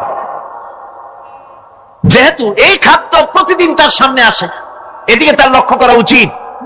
আমি কিভাবে, আমি প্রথমে জমিনের উপরে পানি বর্ষণ করি, পরে জমিনকে দীর্ণ বিদীর্ণ করি, এরপরে জমিনের ভিতরে উর্বরা শক্তি আমি দান করি। কে বলতেছেন কথা? আল্লাহ পাক বলছেন। এরপরে আমি নানান জাতের ফসল ফলন তোমাদের জন্য আমি দান করে দেই। খাদ্যের দিকে নজর করতে এই জন্য আল্লাহ পাক বলেছেন, মানুষ চতুর্দিক থেকে তো চোখ ফিরাতে পারে, মুখ ফিরাতে পারে, কিন্তু খাদ্যের দিকে তার নজর করতেই হয়। সকালে, দুপুরে, বিকালে, রাত্রে সব সময় তার সামনে খাবার আছে। আল্লাহ পাক বলেন, খাবারের দিকে একটু নজর করো, কেমন ভাবে কি সুন্দর করে খাবারগুলি তৈরি করে দিয়েছি, শুরু কিভাবে হলো, পরিপক্ক কিভাবে হলো, সেদিকে তোমরা লক্ষ্য করো। সে লক্ষ্য তো করা নাই, সমানে খায়, বিসমিল্লাহ বলে না, আলহামদুলিল্লাহ বলে না, পাইকারি দরে খাইতেই থাকে। আল্লাহ পাক বলছেন, খাদ্যাদির দিকে লক্ষ্য করো। এই যে চাউল তোমরা খাচ্ছ, আটা খাচ্ছ, গম খাচ্ছ, মাছ খাচ্ছ, গোশ খাচ্ছ, তাম পৃথিবীর সমস্ত বিজ্ঞানীরা একত্রিত হয়ে একটা চাউল বানাইতে পারবে? জোরে কোন পারবে? না পারবে। পারবে প্লাস্টিকের চাউল খাবে? আর কলেরা হয়ে মরবেন। পৃথিবীর সমস্ত বিজ্ঞানীরা একত্রিত হয়ে একটি চাউল বানাতে পারবে না, একটা ডিম বানাতে পারবে না। পারবে একটা ডিম বানাতে? পারবে না। বিজ্ঞানীদের প্রশংসা আমরা করি, হ্যাঁ করি। বিজ্ঞানীরা অনেক কিছু বিশ্বকে উপহার দিয়েছে, কিন্তু মূল রবের কাছে আমরা যাই না, তাকে চিনতেও পারি না, সেখানে যাই না। বিজ্ঞানীরা কি করেছে?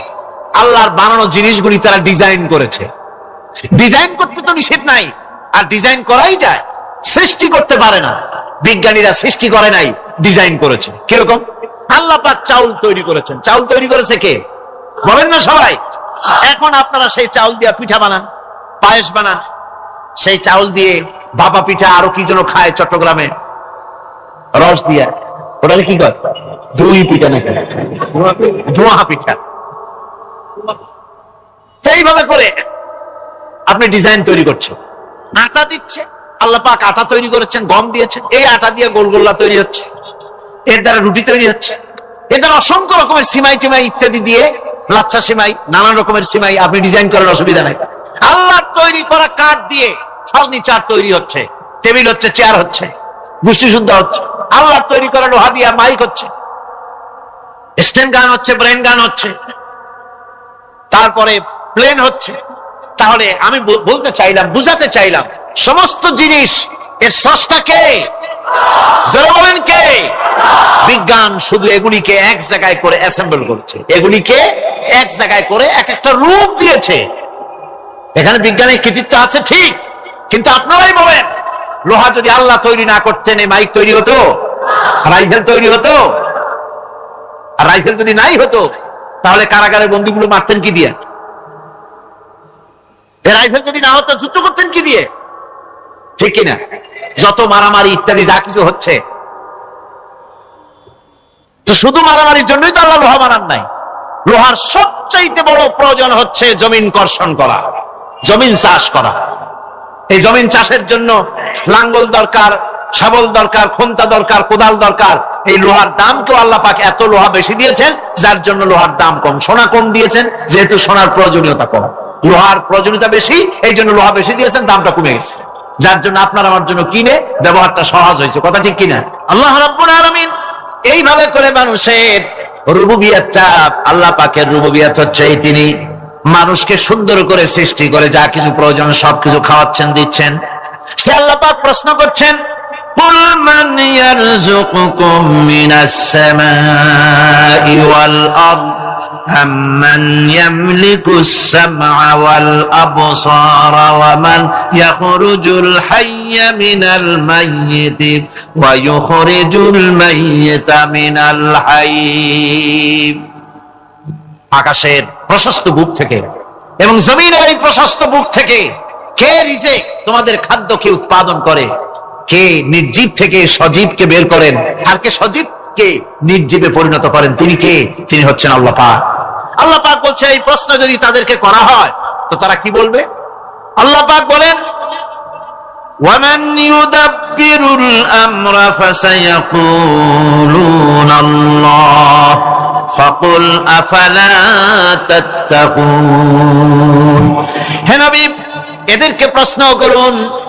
এদেরকে যদি প্রশ্ন করা হয় এই পৃথিবীর সুন্দর পরিচালনা পদ্ধতি কে করেন, তাহলে তারা এক কথায় বলবে, নিজের থেকেই বলবে আল্লাহ। কে করছেন সবকিছু? আল্লাহ।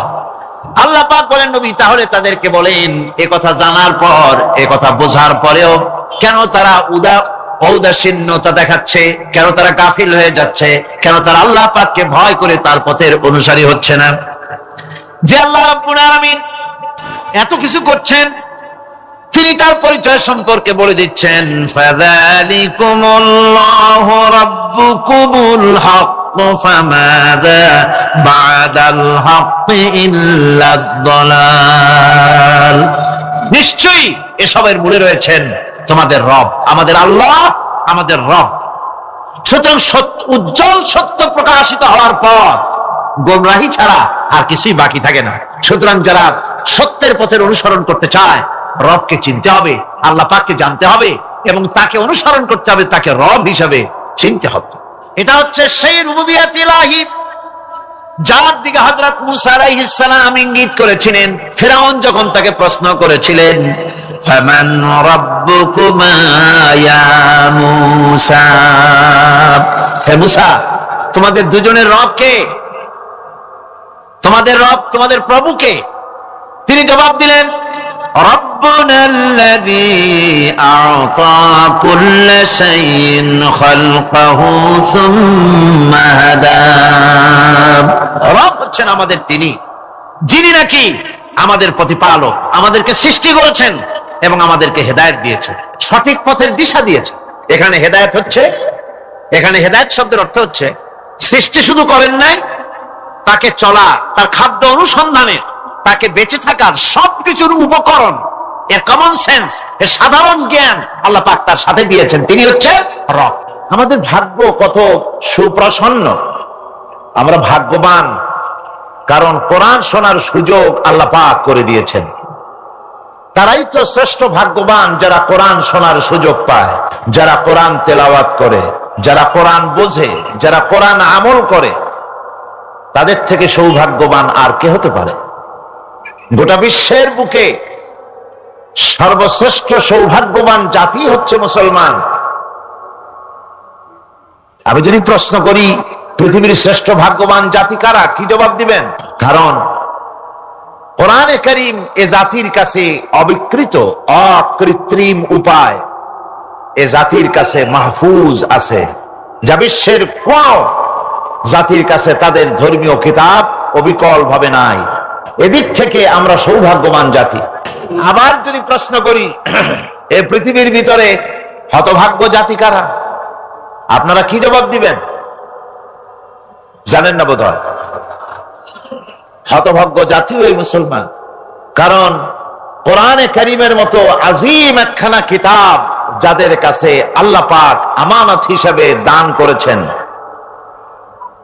এই কোরআনে কারীম থেকে যারা হেদায়েত নিতে পারলো না, উপকৃত হতে পারলো না, কোরআন দিয়ে ভাগ্যের পরিবর্তন করতে পারলো না, ভাগ্যকে সুপ্রসন্ন করতে পারলো না, তাদের চাইতে হতভাগ্য, তাদের চাইতে দুর্ভাগা পৃথিবীতে আর কে হতে পারে? আজ পৃথিবীতে যদি আমরা তাকাই তো দেখতে পাবো সব থেকে বেশি মার খাচ্ছে মুসলমানেরাই। দুনিয়ার যেদিকে তাকান সেদিকেই মুসলমানেরা নির্যাতিত, নিগৃহীত, মার খাচ্ছে, ক্ষুধায় কষ্ট পাচ্ছে, লাঞ্ছিত, নিগৃহীত হচ্ছে। তাহলে তার অর্থ কি এই ধরে নেওয়া হবে যে কোরআন থাকবে যে জাতির কাছে, সে জাতি পৃথিবীতে সবচাইতে লাঞ্ছিত, নিগৃহীত, অবহেলিত হবে, মার খাবে, ক্ষুধা দারিদ্র তাদেরকে পেয়ে বসবে, তারা শ্বাস করার সময় পাবে না? এটাই কি ধরে নিতে হবে? না, বরং আল্লাহ রাব্বুল আলামিন কোরআনে কারীমের মধ্যে বলেছেন, তাহা মা আনজালনা আলাইকাল কুরআনা লিতাশকা।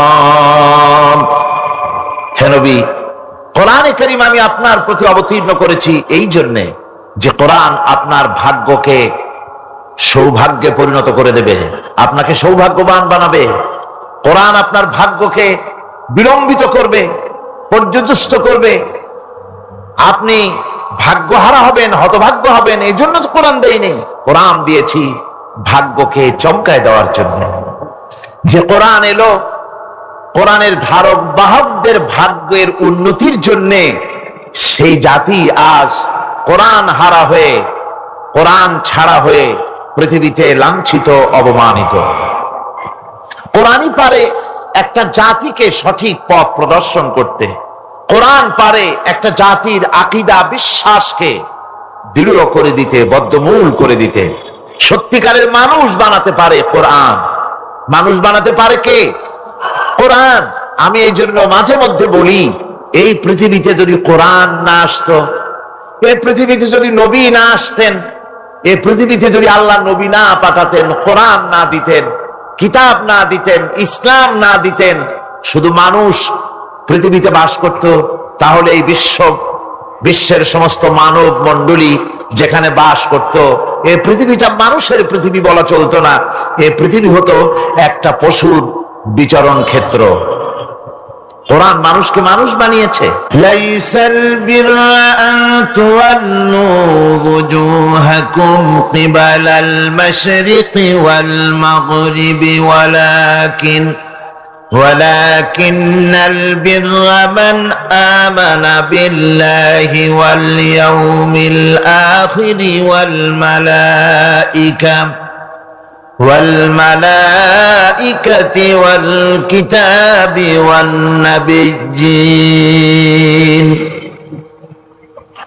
পূর্ব পশ্চিমে মুখ ঘুরানো, পূর্ব পশ্চিমে মুখ ফিরানো, এটাই পুণ্যবান নেককার সৎকার হওয়ার জন্য যথেষ্ট নয়।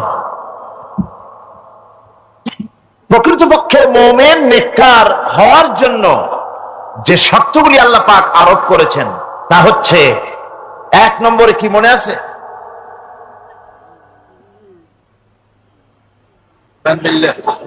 এত আস্তে আস্তে বলতেছেন, মনে হয় আপনি নিজেও শুনতেছেন কিনা তাও সন্দেহ। এর 1 নম্বরে হচ্ছে, কিছু আবার চালাক লোক আছে, তারা সহজে কোনো কথার জবাব দেয় না। তারা ভাবে যে জবাব না দেওয়াই বুদ্ধিমানের কাজ, কোনটা বলে কোন প্যাচে পড়ি। আল্লাহ পাক আমাদের জেহেন শক্তি, স্মৃতি শক্তি যেন বৃদ্ধি করে দেন, বলেন আমিন। আমরা যেন যা কোরআন হাদিসের শুনি তা যেন মনে রাখতে পারি, যা খারাপ কথা শুনি তা যেন ভুলে যাই, যা ভুল কথা শুনি তা যেন ভুলে যাই, আর যা হক কথা তা যেন মৃত্যু পর্যন্ত আল্লাহ স্মরণ রাখার তৌফিক দেন। এর প্রথম কথাই ছিল ঈমান বিল্লাহ, আল্লাহর প্রতি ঈমান। 2 নম্বরে ছিল পরকালে বিশ্বাস। এই দুটি কথা আমরা আলোচনা করে ফেলেছি। ঈমান বিল্লাহ তো আলোচনা করেছি গত বছর, আর গতকালকে আলোচনা করেছি কি বলুন তো, পরকালের উপরে বিশ্বাস। আজকে আপনাদের সামনে আমি আলোচনা করব ইনশাআল্লাহ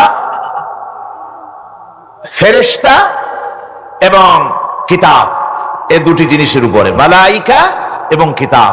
ফেরেশতার উপরে ঈমান আনতে হবে, কিতাবের উপরে ঈমান আনতে হবে। শুধু পূর্ব পশ্চিমে কতগুলো সেজদা দিলেই এতে যদি কপালে দাগও পড়ে যায়, এটি একটি উপমা আল্লাহ দিয়েছেন, একটা উপমা, একটা দৃষ্টান্ত দিয়েছেন যে পূর্ব পশ্চিমে মুখ ঘুরানো এটা একটি উপমামূলক কথা। এটাই যথেষ্ট নয়, ঈমান আনতে হবে, বিষয়টা বুঝতে হবে, আকীদাকে মজবুত করতে হবে। আজকে মালাইকা ফেরেশতা সম্পর্কে আমরা আলোচনা করব, তারপরে কিতাব সম্পর্কে আলোচনা করব। ওমা তৌফিকি ইল্লা বিল্লাহ।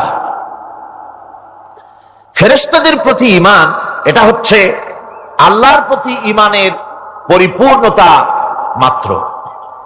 আল্লাহর উপরে ঈমানটা পরিপূর্ণ করতে হলে ফেরেশতাদের উপরে বিশ্বাস করতে হবে। এর উদ্দেশ্য শুধু ফেরেশতাদের উপরে স্বীকৃতি দানই নয়, বরং প্রকৃতপক্ষে এই বিশ্ব ব্যবস্থায় তাদের স্থান কি এটা জেনে নিতে হবে। ফেরেশতারা হচ্ছে আল্লাহ রাব্বুল আলামিন তার আজ্ঞাবহ গোলাম, আল্লাহ পাকের, তারা হচ্ছেন দাস, আল্লাহ পাকের বান্দা, আমাদের মতোই। আমরা যেমন আল্লাহর গোলাম, ফেরেশতারাও আল্লাহর গোলাম। এই ফেরেশতা সম্পর্কে পৃথিবীর বিভিন্ন ধর্মের বিভিন্ন রকমের কনসেপশন আছে। এই ফেরেশতাদেরকে ইংরেজিতে অ্যাঞ্জেল বলা হয়, যার চরিত্র খুব ভালো লাগে, লোকেরা বলে অ্যাঞ্জেলিক ক্যারেক্টার, এটা ফেরেশতা ধরনের চরিত্র লোকটার, এরকম বলে থাকে। সুতরাং খ্রিস্টান হোক, ইহুদি হোক, আর হিন্দু হোক, যে কোনো জাতের লোক হোক, ফেরেশতায় তারা বিশ্বাস করে। আর এই ফেরেশতাদের উপরে তাদের বিশ্বাসটা হচ্ছে বিকৃত। কি ধরনের? কারো মতে ফেরেশতা হচ্ছে প্রকৃতির সন্তান, কারো মতে ফেরেশতা হচ্ছে আল্লাহর মেয়ে, নাউযুবিল্লাহি মিন যালিক। যার কারণে সূরা আন-নাজমের মধ্যে আল্লাহ পাক এর প্রতিবাদ করেছেন। আল্লাহ পাক বলছেন, ওরা দাবি করলো ফেরেশতা হচ্ছে আল্লাহর মেয়ে, আল্লাহ পাক বলছেন আলাকুমুদ যাকারু ওয়া লাহুল উনসা তিলকা ইযান কিসমাতুন দিজা।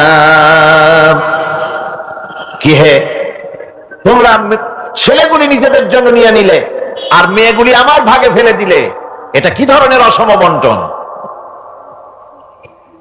ফেরেশতাকে তারা বলেছে আল্লাহর মেয়ে, আবার কেউ বলেছে ফেরেশতারা আল্লাহর ছেলে।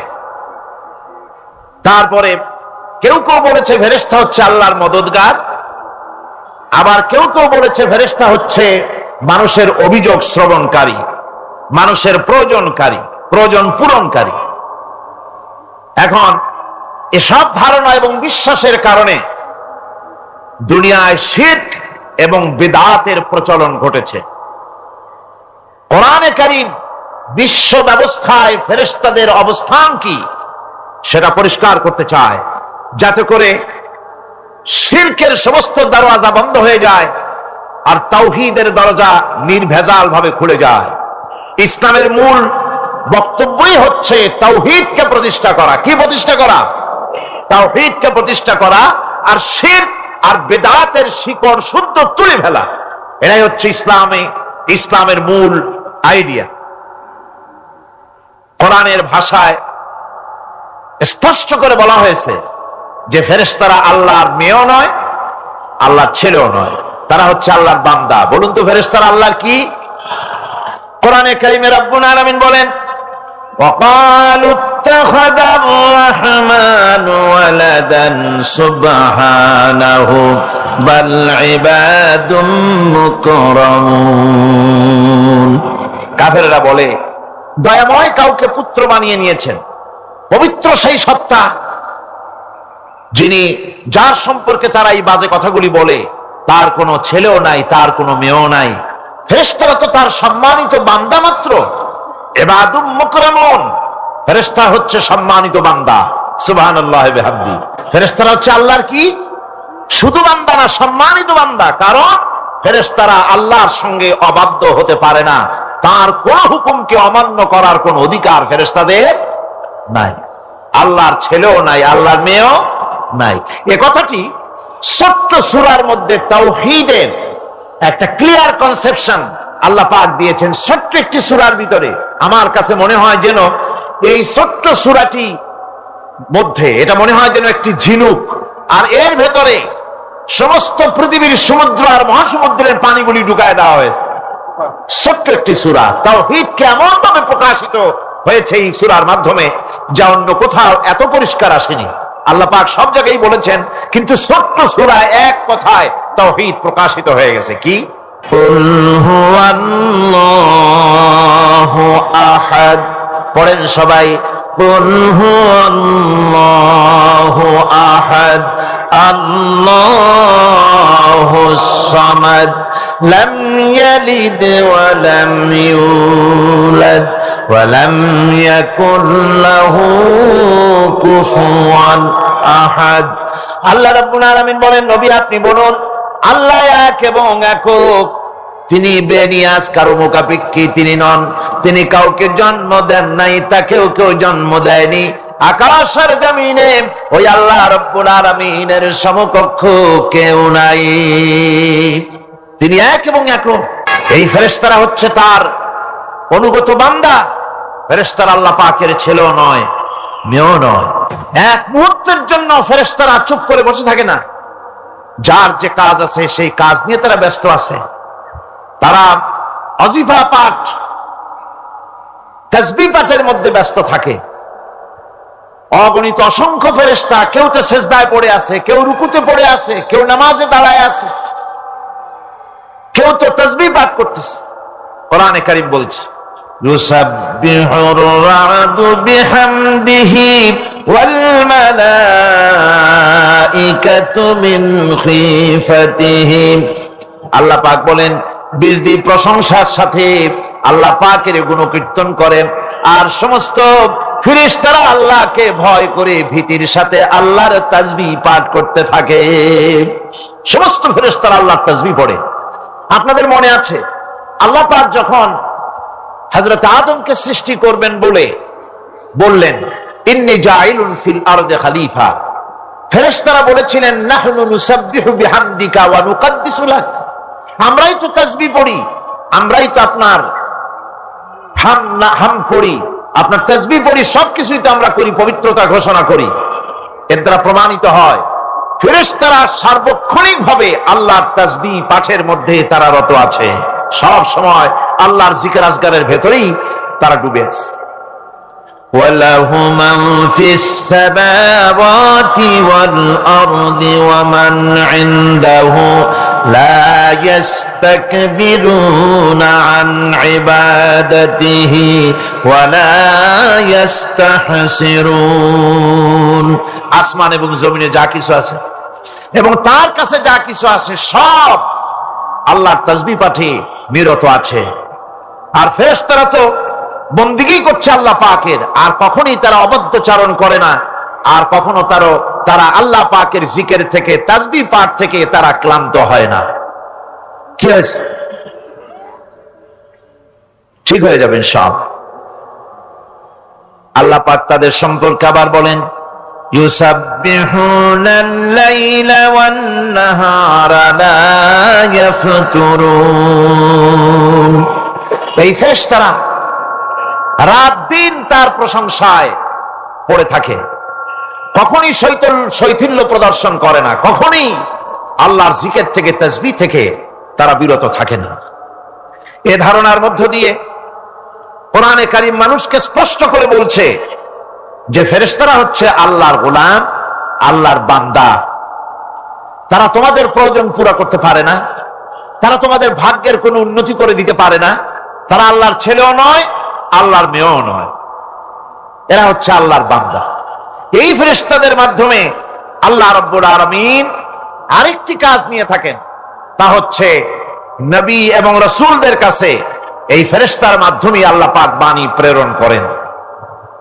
নবী রাসূলদের কাছে বাণী আনে কারা? আল্লাহর ফেরেশতা। এ কারণেই তাদের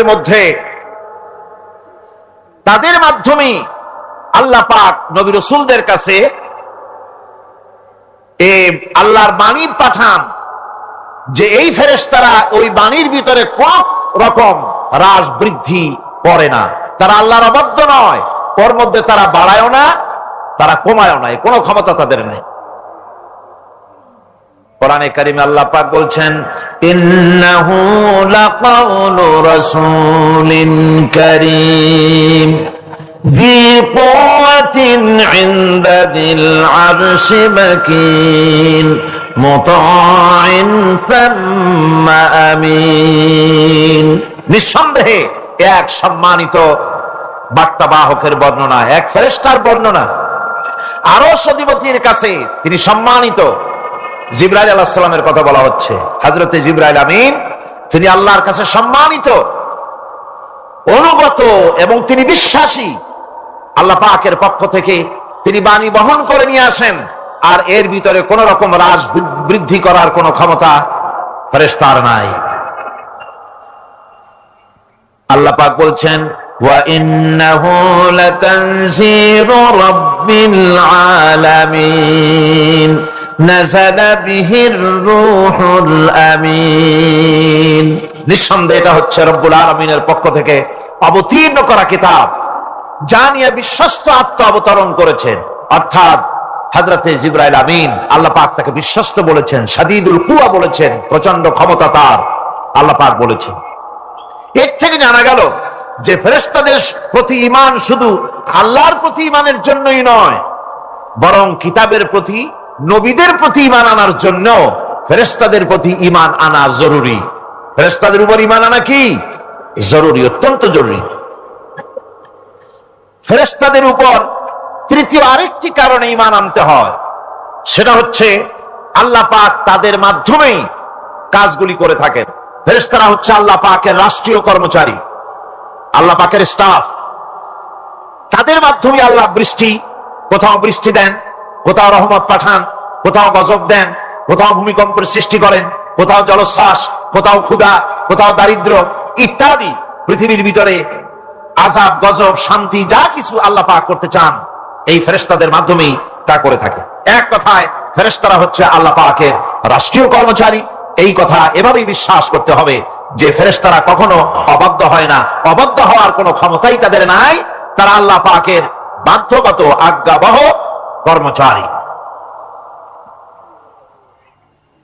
ফেরেশতাদের উপরে ঈমানটা এই পর্যন্তই আমি আপনাদের সামনে বললাম। ফেরেশতাদের প্রতি ঈমান আনার ব্যাপারে এই তিনটি কথা আপনাদের সামনে পেশ করেছি। এখন 3 নম্বরে যে কথাটি বিশ্বাস করতে হবে সেটা হলো কিতাব। কিসের উপর ঈমান?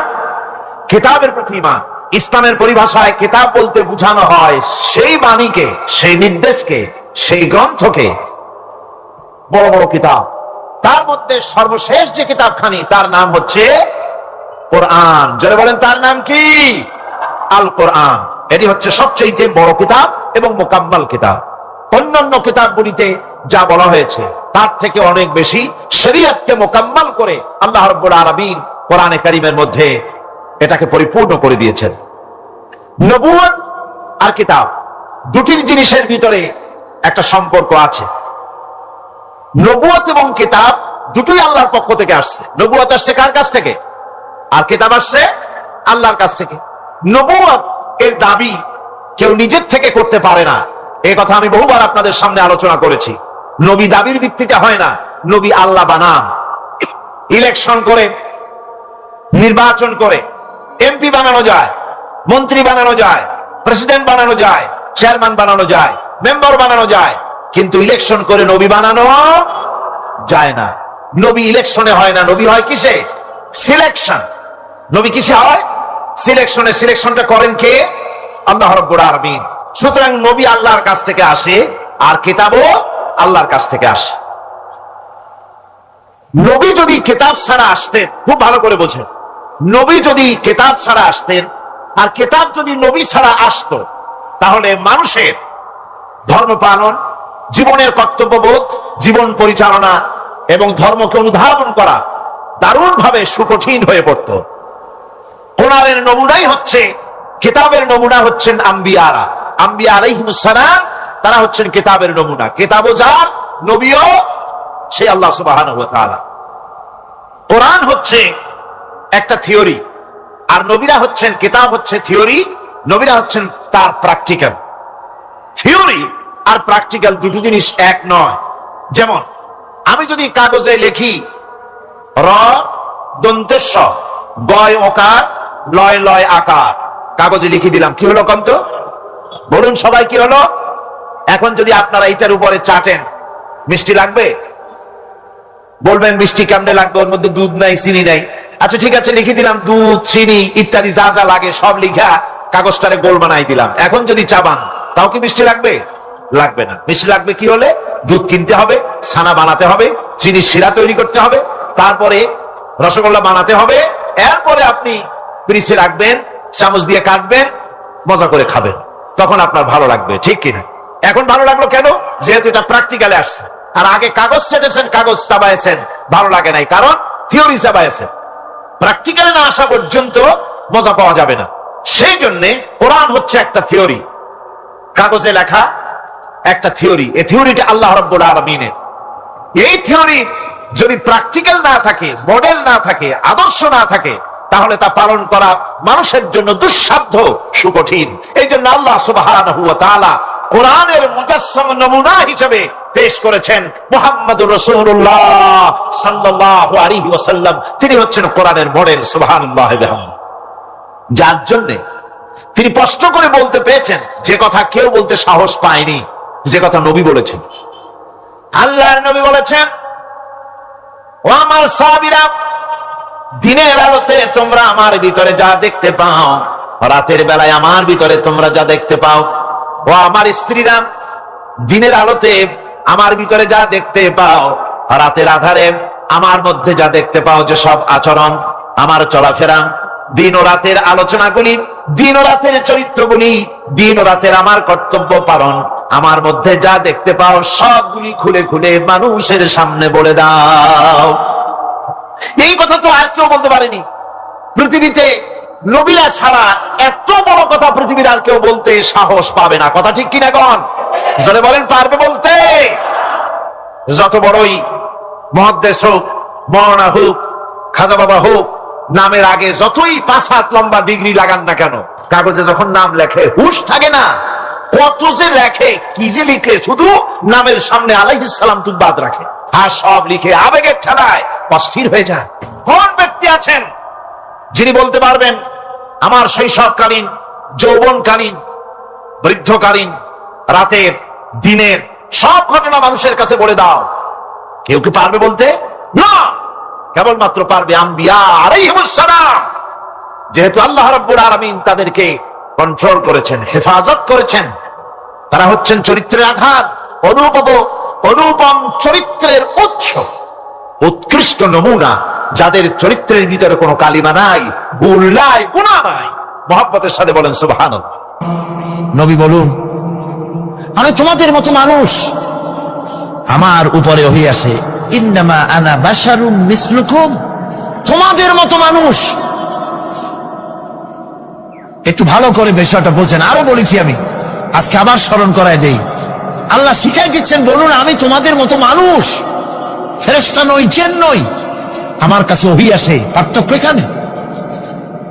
তবে আরো পার্থক্য আছে, সেটা হচ্ছে আমরা হচ্ছি সাধারণ মানুষ, নবীরা হচ্ছেন অসাধারণ মানুষ।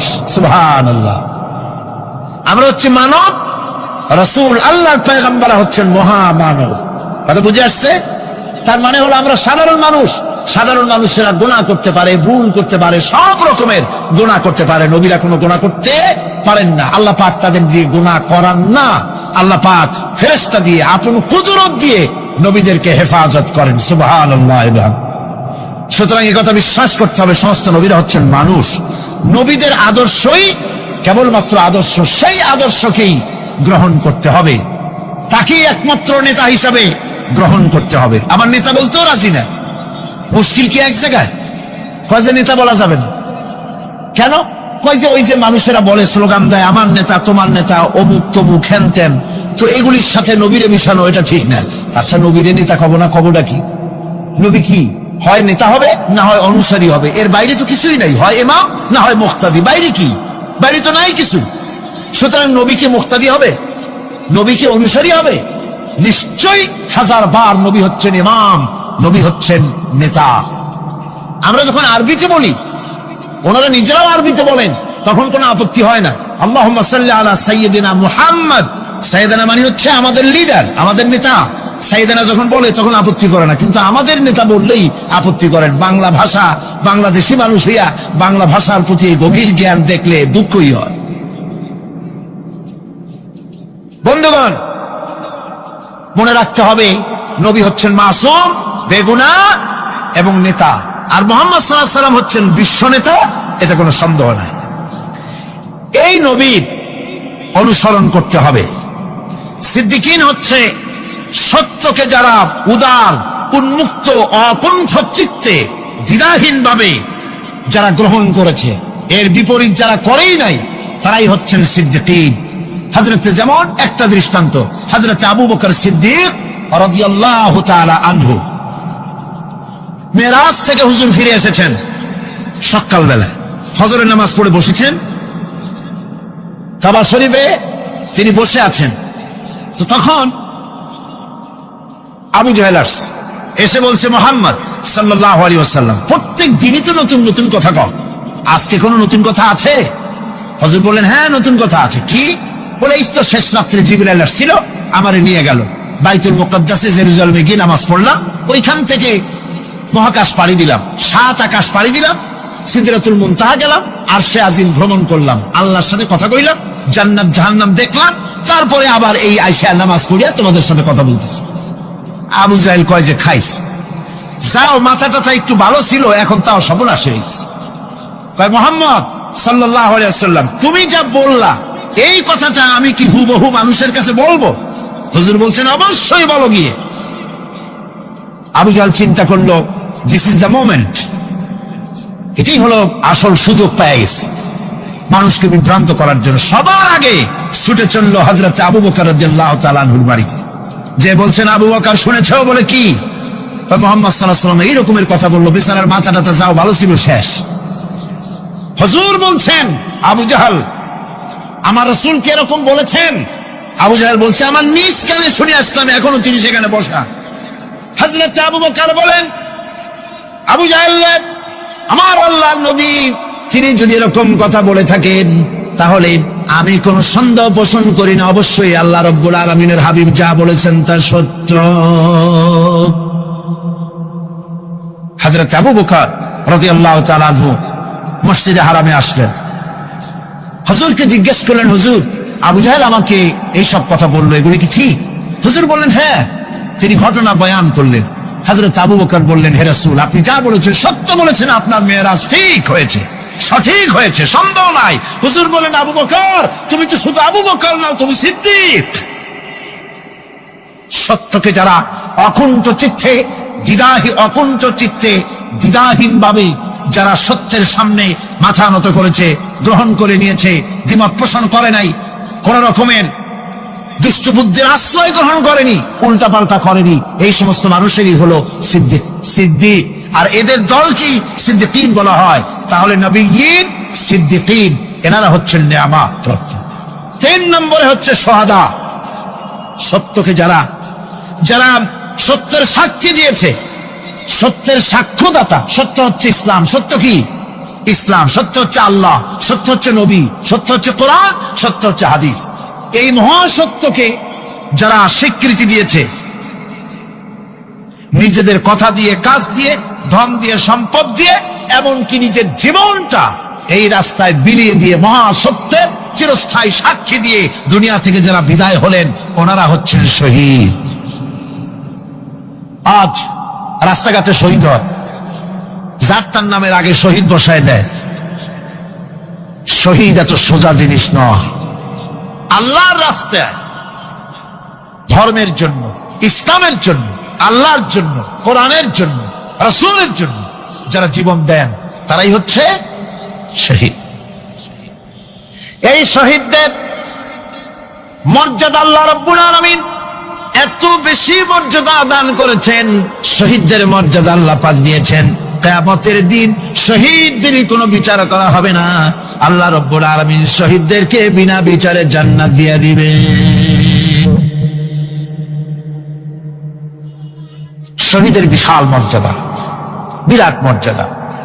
এই শহীদ শাহাদাতের তামান্না প্রত্যেক মুসলমানের ভিতরে থাকতে হবে। হুজুর বলেছেন,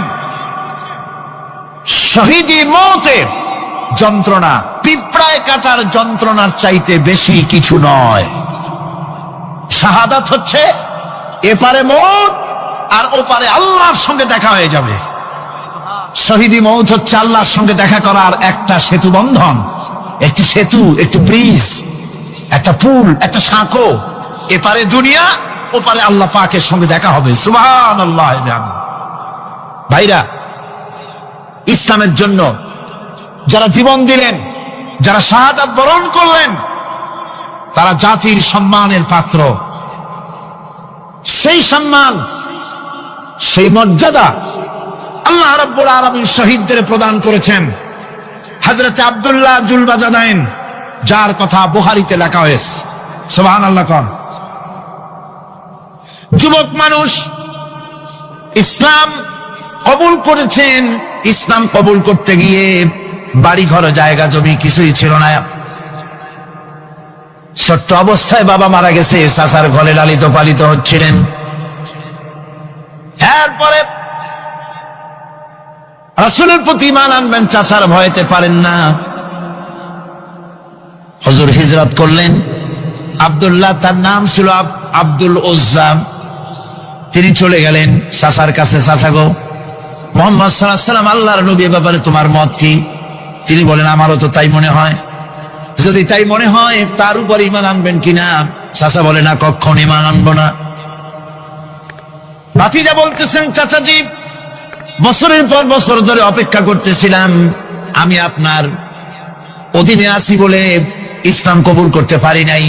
আমার ইচ্ছা ছিল আপনি আগে করবেন, তারপরে আপনাকে দেখা দেখি আমি করব। কিন্তু আপনি যখন ইসলাম কবুল করলেন না, আর করবেন না বলে যখন ঘোষণা দিলেন, আপনাকে উপস্থিত রেখে আমি ঘোষণা দিলাম, লা ইলাহা ইল্লাল্লাহু মুহাম্মাদুর রাসূলুল্লাহ। চাচা বলছে, ভাতিজা, এর পরিণাম জানো? কয় না, জানি না। এর পরিণাম হচ্ছে তুমি আমার বাড়িতে থাকো, আমার বাড়ি ছাড়তে হবে। বললেন রাজি আছি। উট ছাগল ভেড়া ঘোড়া যা দিছি ছাড়তে হবে, বলছে রাজি আছি। চাচা বলছে শুধু তাই নয়, পরনে যে লুঙ্গি আছে, গায়ে যে জামা আছে, তা আমার পয়সার লুঙ্গি জামা ছাড়তে হবে। ভাতিজা বলছে ইমানের জন্য যা চাও সব ছেড়ে দেব। জামা লুঙ্গি খুলে ফেলে দিয়ে দিলেন। হাদিস। তিনি চলে গেলেন মায়ের কাছে ওই অবস্থায়। মা এই যুবক ছেলেকে উলঙ্গ অবস্থায় দেখে 2 হাত দিয়ে নিজের চোখ চেপে ধরেছেন। বাবা, তোমার এই অবস্থা কেন? ছেলে বলছেন, মা, ঈমান আনার কারণে আমার এই অবস্থা হয়েছে। মা বলে, বাবারে কি চাও আমার কাছে? আব্দুল লজ্জা বলছে, মা কিচ্ছু চাই না, একটুখানি কাপড় আমারে দাও, আমি বিশ্ব নবী মুহাম্মদ সাল্লাল্লাহু আলাইহি ওয়াসাল্লামের খেদমতে যেতে চাই। মায়ের কাছে পুরানা কম্বল ছিল, কম্বলটা তিনি দিয়ে দিলেন। হযরতে এখনো তো সে মুসলমান হয়নি, ওই কম্বলটা ছিঁড়ে নিয়ে 2 টুকরা করে কম্বলটা পরলেন, আদাটা তাতে করে হাঁটু ঢাকে না, আর একটা কোন রকম গায়ে দিলেন। এরপরে হেঁটে হেঁটে কষ্ট করে মদিনায় চলে গেলেন। মসজিদে নববীর ভিতরে ঢুকে দরজার কাছে বসা বিশ্বনবী জনাবে মুহাম্মদ রাসূলুল্লাহ সাল্লাল্লাহু আলাইহি ওয়াসাল্লাম মসজিদে নববীতে, যুবক, হাঁটুর উপরে কাপড়, মাথার চুল উস্কো খুস্কো চেহারা, ক্ষুধার্ত চেহারা। হুজুর জিজ্ঞেস করছেন, তুমি কে? তিনি বললেন, আমার নাম আব্দুল লজ্জা। তোমার এই অবস্থা কেন? তিনি বললেন, হুজুর ঈমান আনার জন্য বাড়ি ঘর জায়গা জমিন উট বাছুর সব হারাইছি, এমনকি পরনের লুঙ্গিও আমারে দেয় নাই, মার কম্বলটা ছিঁড়িয়ে এনেছি। নবীজি আসহাবে সুফফার ভিতরেই তাকে বসতে দিলেন, তাকে থাকতে দিলেন, আর বললেন তারে কোরআন শরীফ শিখাবা। আব্দুল লজ্জাকে হুজুর বললেন, তোমার নাম ওজ্জা নয়, তোমার নাম আব্দুল্লাহ। হাদিস শরীফে এসেছে আল্লাহর কাছে 2টা নাম বেশি প্রিয়, একটা হচ্ছে আব্দুল্লাহ আর একটা হচ্ছে আব্দুর রহমান। মুসলমান হলেন। এরপরে আসহাবে সুফফার মধ্যে বসে আছেন, কোরআন শরীফ জোরে জোরে তেলাওয়াত করেন। আসহাবে সুফফা রাসূলের কাছে নালিশ করলেন, অভিযোগ করলেন, হুজুর এই আব্দুল্লাহর কোরআন শরীফ এত জোরে পড়ে, তার চিল্লানির জ্বালায় আমরা বিশ্রাম করতে পারি না। নবীজি বললেন, সাহাবীরা, আব্দুল্লাহকে বেশি করে চিল্লাইতে দাও, বাধা দিও না, কারণ তার ঈমান বড় দামের ঈমান হয়েছে, ঈমান আনতে গিয়ে কিছু আনতে পারে নাই, তাকে বাধা দিও না, প্রাণ ভরে চিল্লাইতে দাও, জোরে জোরে পড়তে না। ইতিমধ্যে তাবুকের যুদ্ধে রণদামামা বেজে উঠেছে। রোমান সৈন্যরা হুজুরের সঙ্গে যুদ্ধ করবে, জিহাদ করবে, ইসলামকে পরাজিত করার জন্য তারা আক্রমণের প্রস্তুতি নিল। নবীজি রোমানদের সঙ্গে লড়াই হবে বলে সাহাবায়ে কেরামদের কাছে সাহায্য চাইলেন। যার কাছে যা আছে অস্ত্রপাতি জমা করো, টাকা দাও, পয়সা দাও। সবাই মিলে দিতে লাগলেন। দিতে দিতে মহিলারা গলার হাত, নাকের ফুল, কানের দুল হুজুরের সামনে স্তূপ হয়ে গেছে, টাকা কড়ি সোনা দানা সব শুদ্ধ। হুজুর বলছেন, সাহাবীরা সবাই তো সব জিনিস দিলে, আমার আবু বকর দেখি না কেন? হযরত আবু বকর রাদিয়াল্লাহু তাআলা আনহু একটা পিলারের আড়ালে দাঁড়ানো ছিলেন। হুজুরের ডাক শুনে তিনি আসলেন, হাতে ছোট্ট একটা থলি, চোখে পানি। থলিটা হুজুরের হাতে তুলে দিলেন। হুজুর থলি ছাড়লেন, দেখা গেল কয়েকটা দিরহাম আর কয়েক কেজি গম, আর কিছু নাই। হুজুর তাকালেন, দেখছেন আবু বকর রাদিয়াল্লাহু তাআলা আনহুর চোখের পানিতে দাড়ি ভিজে ভিজে পড়তেছে। হুজুর বললেন, আমার সাহাবীরা, আজ তোমরা সকলে মিলে যে দান করেছো, সেই দানের তুলনায় আবু বকর যে দান করেছে, আল্লাহ রাব্বুল আলামিনের কাছে তা বেশি মূল্য হয়েছে। মনের মধ্যে অনেকের প্রশ্ন জাগলো, কেমন করে তা হলো? আমরা এত এত দিলাম। হুজুর জিজ্ঞেস করলেন, ও সাহাবী, তুমি কত দিয়েছো, বাড়ি কত আছে? তিনি বললেন, এত দিছি, এত আছে। তুমি কত দিয়েছো, কত রেখে এসেছো? প্রত্যেকে এরকম বলল।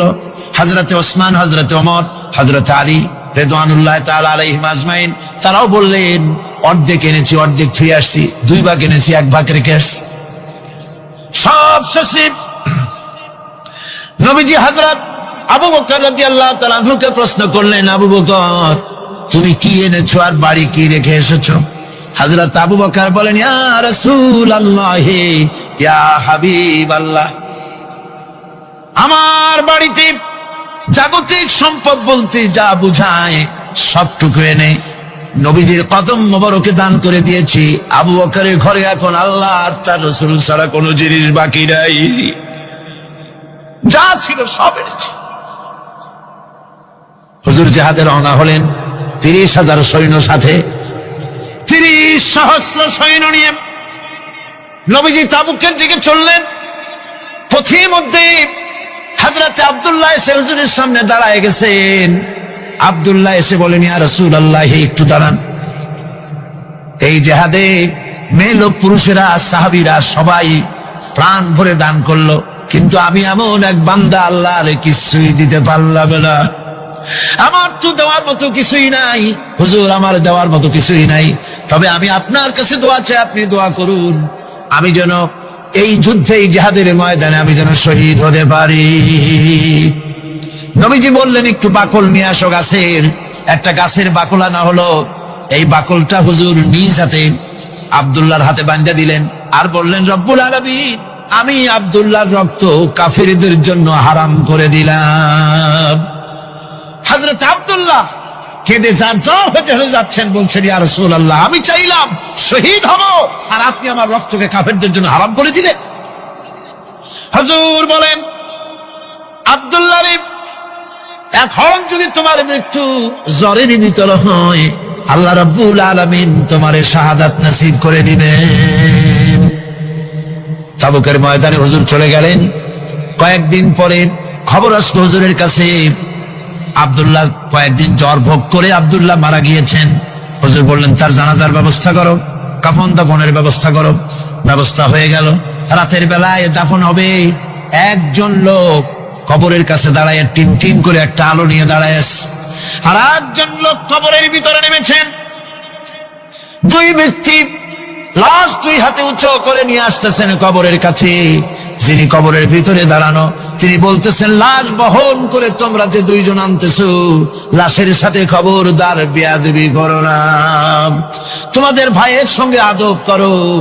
এই বলে কবরের ভিতরে যিনি দাঁড়িয়েছিলেন তিনি লাশটারে ধরলেন। কবরের ভিতরে দাঁড়াইয়া তিনি লাশ ধরেছেন, লাশকে কবরে শোয়াই দিয়েছেন। তিনি আর কেউ নন, তিনি বিশ্ব নবী মুহাম্মদুর রাসূলুল্লাহ। নিজের হাতে হযরত আব্দুল্লাহকে শোয়াই দিলেন। লাশ বহন করে যে দুইজন আনলেন, তার একজন হলেন হযরত আবু বকর আর একজন হযরত ওমর রাদিয়াল্লাহু তাআলা আনহুমা। আর আলো নিয়ে যিনি দাঁড়িয়েছেন, টিম টিম করে জ্বলতেছেন, তিনি হযরত বেলাল। কবরের ভিতরে হযরত আব্দুল্লাহকে শুইয়ে দিয়ে উপরে মাটি দিয়ে নবীজি কবরের দুই দিকে হাত দিয়া আল্লাহ রাব্বুল আলামিনের দরবারে ফরিয়াদ তুললেন, রব্বুল আলামিন, আমি আজকে সন্ধ্যা পর্যন্ত এই আব্দুল্লাহর প্রতি রাজি ছিলাম, খুশি ছিলাম। আল্লাহ গো, তুমি আব্দুল্লাহর প্রতি রাজি হয়ে যাও। হযরত ইবনে মাসউদ রাদিয়াল্লাহু তাআলা আনহু পাশে দাঁড়ানো ছিলেন। চিৎকার দিয়ে কেঁদে কেঁদে বললেন, আয় আল্লাহ তাআলা, এই কবরের ভিতরে আজকে আব্দুল্লাহর লাশটা না হইয়া যদি আমার লাশ হতো, আমার ভাগ্যটা খুলে যেত। শহীদের মর্যাদা আল্লাহ পাকের কাছে সব থেকে বেশি। এই শহীদের পথ নিয়ামত প্রাপ্তদের পথ। যারা নিয়ামত পেয়েছে পৃথিবীতে, নবীজিন, সিদ্দিকিন, শুহাদা, এরাই হচ্ছেন নিয়ামত প্রাপ্ত। আল্লাহর রাস্তায় জীবন দেওয়ায় যে মজা, পৃথিবীতে আর কোনো কিছুতে সেই মজা নাই।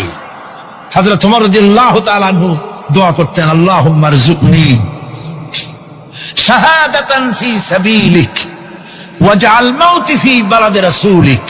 আয় আল্লাহ, তুমি আমাকে শাহাদাতের মত আমাকে দান করো। শাহাদাতের তামান্না প্রত্যেকটি মুসলমানের ভেতরে থাকতে হবে। শহীদ হওয়া যাবে ইসলামের জন্য। সময় হয়তো আসতে পারে, হয়তো এমন সময় আসতে পারে যখন কোরআনের মর্যাদাকে টিকিয়ে রাখার জন্যে, সুন্নতে নববীকে টিকিয়ে রাখার জন্যে জান দেওয়া লাগতে পারে। তখন কি আপনারা জীবন দিতে পারবেন?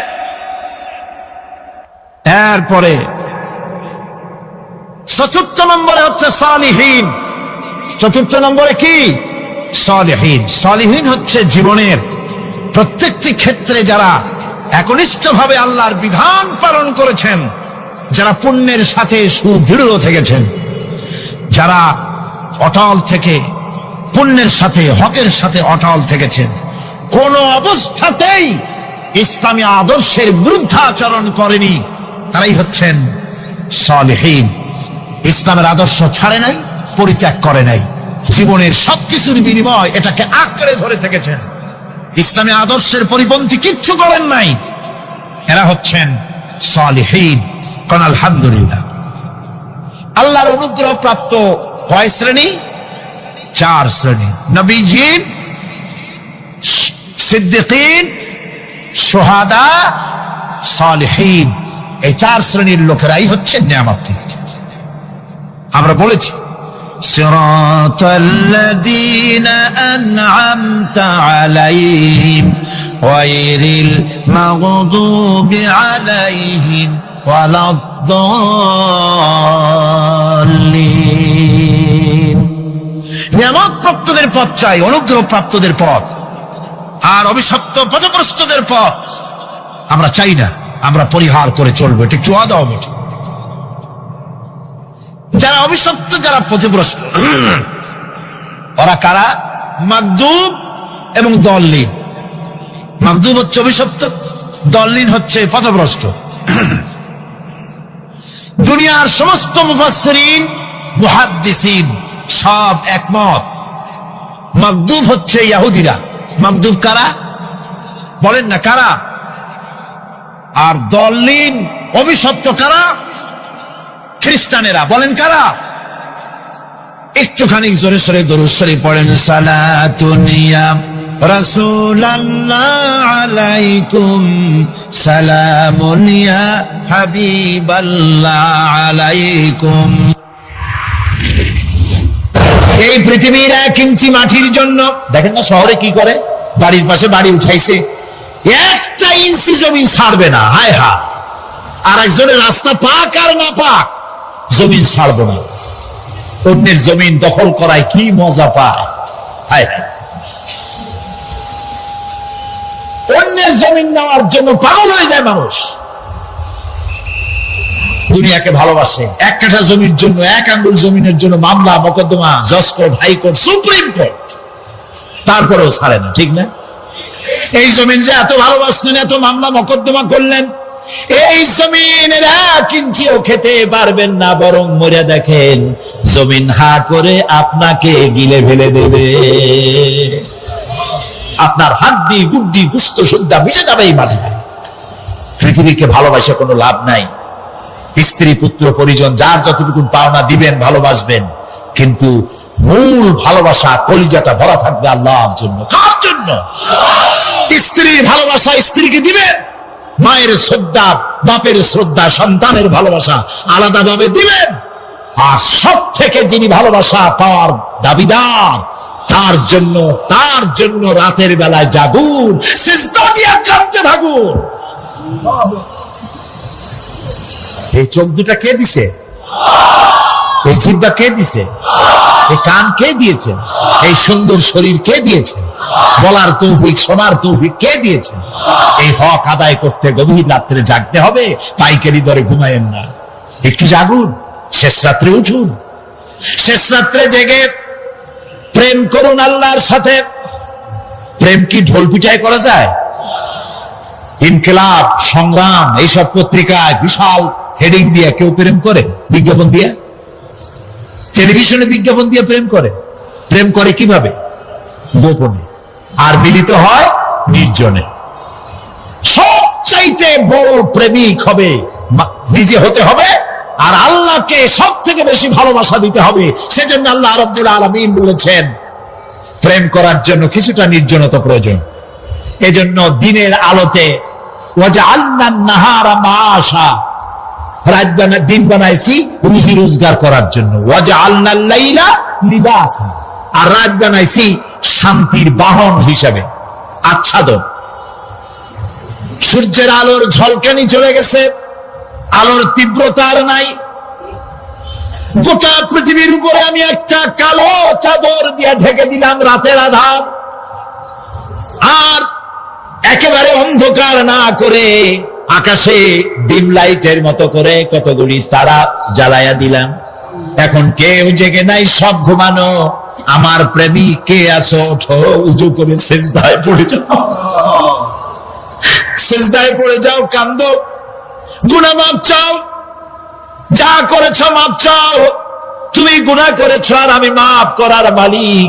ইন্নাল্লাহা ইয়াগফিরুয যুনুবা জামিআ, সব মাফ করে দেব, গুনাহগুলি নেকি দিয়া বদলায় দেব। আমার কাছে কাঁদো, চোখের পানি ফেলো। প্রিয় ভাই, সব রাতে জাগতে শুকুন। রাসূলুল্লাহ বলেছেন ওর থেকে ভালো স্বামী আর দুনিয়ায় নাই। কে বলেছেন? রাসূলুল্লাহ বলেছেন ওর থেকে ভালো স্বামী আর দুনিয়ায় নাই, যে গভীর রাত করে নিজে জেগে তাহাজ্জুদের রুজু করে নিজের বউরে উঠায়, বউ উঠতে চায় না, পানি এনে বউর মুখের উপরে ছিটায় দেয়, ওঠো বিবি একসাথে তাহাজ্জুদের নামাজ পড়ি। রাসূলুল্লাহ বলেছেন ওর থেকে ভালো বউ পৃথিবীতে আর নাই, যে বউ রাতের বেলায় ঘুমের থেকে জেগে তাহাজ্জুদের উযু করে, স্বামীর উঠাইতে চেষ্টা করে, ওঠে না, উযুর পানি স্বামীর চেহারায় ছিটায় দেয় আর বলে স্বামী ওঠো একসাথে তাহাজ্জুদের নামাজ পড়ি। এই পৃথিবীতে আমাদের ভালোবাসা যেন শেষ না হয়, এক জান্নাতে যেন থাকতে পারে। কাঁদো, ওঠো, গভীর রাত্রে তাহাজ্জুদের নামাজ পড়ে মাথাটা নিচু করে গুনগুন করে গাইতে থাকেন, ইয়া আল্লাহু পড়েন, ইয়া আল্লাহু, ইয়া রহমানু, ইয়া রহিমু, ইয়া হাইয়ু, ইয়া কাইয়ুম। প্রাণ দিয়া বলেন ইয়া আল্লাহু, ইয়া রহমানু, ইয়া রহিমু, ইয়া হাইয়ু, ইয়া কাইয়ুম। ইয়া আল্লাহু, ইয়া রহমানু, ইয়া রহিমু, ইয়া হাইয়ু, ইয়া কাইয়ুম। তাহাজ্জুদের নামাজ পড়ে এভাবে আল্লাহরে ডাকে দেখেন, চোখ দিয়া পানির বন্যা নেমে আসে, যদি ঈমান একটুও থাকে। এই কান্না নবীজি বলেছেন জাহান্নামের ভয়তে আমার সাথে না ভরমানি করেছে। এই শরমে পড়ে বান্দা যখন চোখ দিয়া পানি ছেড়ে দেয়, ওই চোখের পানি নাকের অর্ধেক আসতে না আসতে আমি আমার বান্দারে মাফ করে দেই। আল্লাহু আকবার। আল্লাহ আমাদের কান্দার তৌফিক দাও, তাহাজ্জুদ করার তৌফিক দাও, পাঁচ ওয়াক্ত নামাজ পড়ার তৌফিক দাও, তোমাকে ভয় করার তৌফিক দাও, তোমার ভয় আর মহব্বত দিয়ে কলিজা ভরে দাও, তোমার রাসূলুল্লাহর মহব্বত দিয়ে আমাদেরকে পাগল বানায় দাও। আল্লাহ, দুনিয়া বড় খারাপ জায়গা। এই দুনিয়ায় আল্লাহর কাছে সৌন্দর্য চাইতে হবে দুনিয়া, কিন্তু দুনিয়াকে স্থায়ী মহব্বত করা যাবে না। প্রিয় ভাই সব, আপনি যদি লন্ডনে যান, আমেরিকায় যান, কোনোদিন যান নাই, যাইতে হলে এখান থেকে টেলিফোন করেন, ওখানে বন্ধু বান্ধব আছে নাকি? তো লন্ডনে আমেরিকায় সেখানে যাবেন, ওখানে আপনার বন্ধু বান্ধব গ্রামের লোক আছে কিনা খোঁজ করেন, ঠিক না? আবার এখান থেকে ফরেন কারেন্সি নিয়ে যান, যেহেতু ওখানে টাকা চলবে না। টেলিফোন করেন, মোবাইল করেন, ফ্যাক্স পাঠান, আরো টাকা পয়সার সাথে নেন। এরপরেও চিন্তা থাকে আল্লাহ এরপরে যদি কেউ না আসে তাহলে আমি যাবো কেমনে? এরপরে যাওয়ার সময় আবার বলে দেন যে ভাই আমি কিন্তু আসতেছি, লন্ডন কোনোদিন আসি নাই, তুমি কিন্তু এয়ারপোর্টে থাকো। একটা বিদেশে যাওয়ার জন্য এত প্রস্তুতি নেন, তো সব জায়গায় বন্ধু বান্ধব কেউ না কেউ তো আছে, কিন্তু আমরা এমন একটা দেশে যাব যেখানে কেউ নাই, ফরেন কারেন্সি চলে না, গ্রামের লোক নাই, বাবা নাই, বন্ধু নাই, মা নাই, কেউ নাই। যিনি রিসিভ করবেন, যার সাহায্যের কাঙ্গাল, বদামল করে তার শত্রু বানায় রাখছি, বন্ধু বানাইতে পারি নাই, তাহলে কি জবাব হবে কিয়ামতে? কি হবে কবরে? কি হবে উপায়? এই জন্যে প্রিয় ভাইয়েরা আমার, দুনিয়ার সঙ্গে মহব্বত কমায় দিয়া আখিরাতের মহব্বত বেশি করে করতে হবে। আর দুনিয়ায় যতদিন বেঁচে আছি ততদিন নেক আমল করে মানুষের সাথে সদাচরণ করতে হবে। আল্লাহ তাআলা বলেছেন লাইসাল বিররা আন তুওয়াল্লু ওজুহাকুম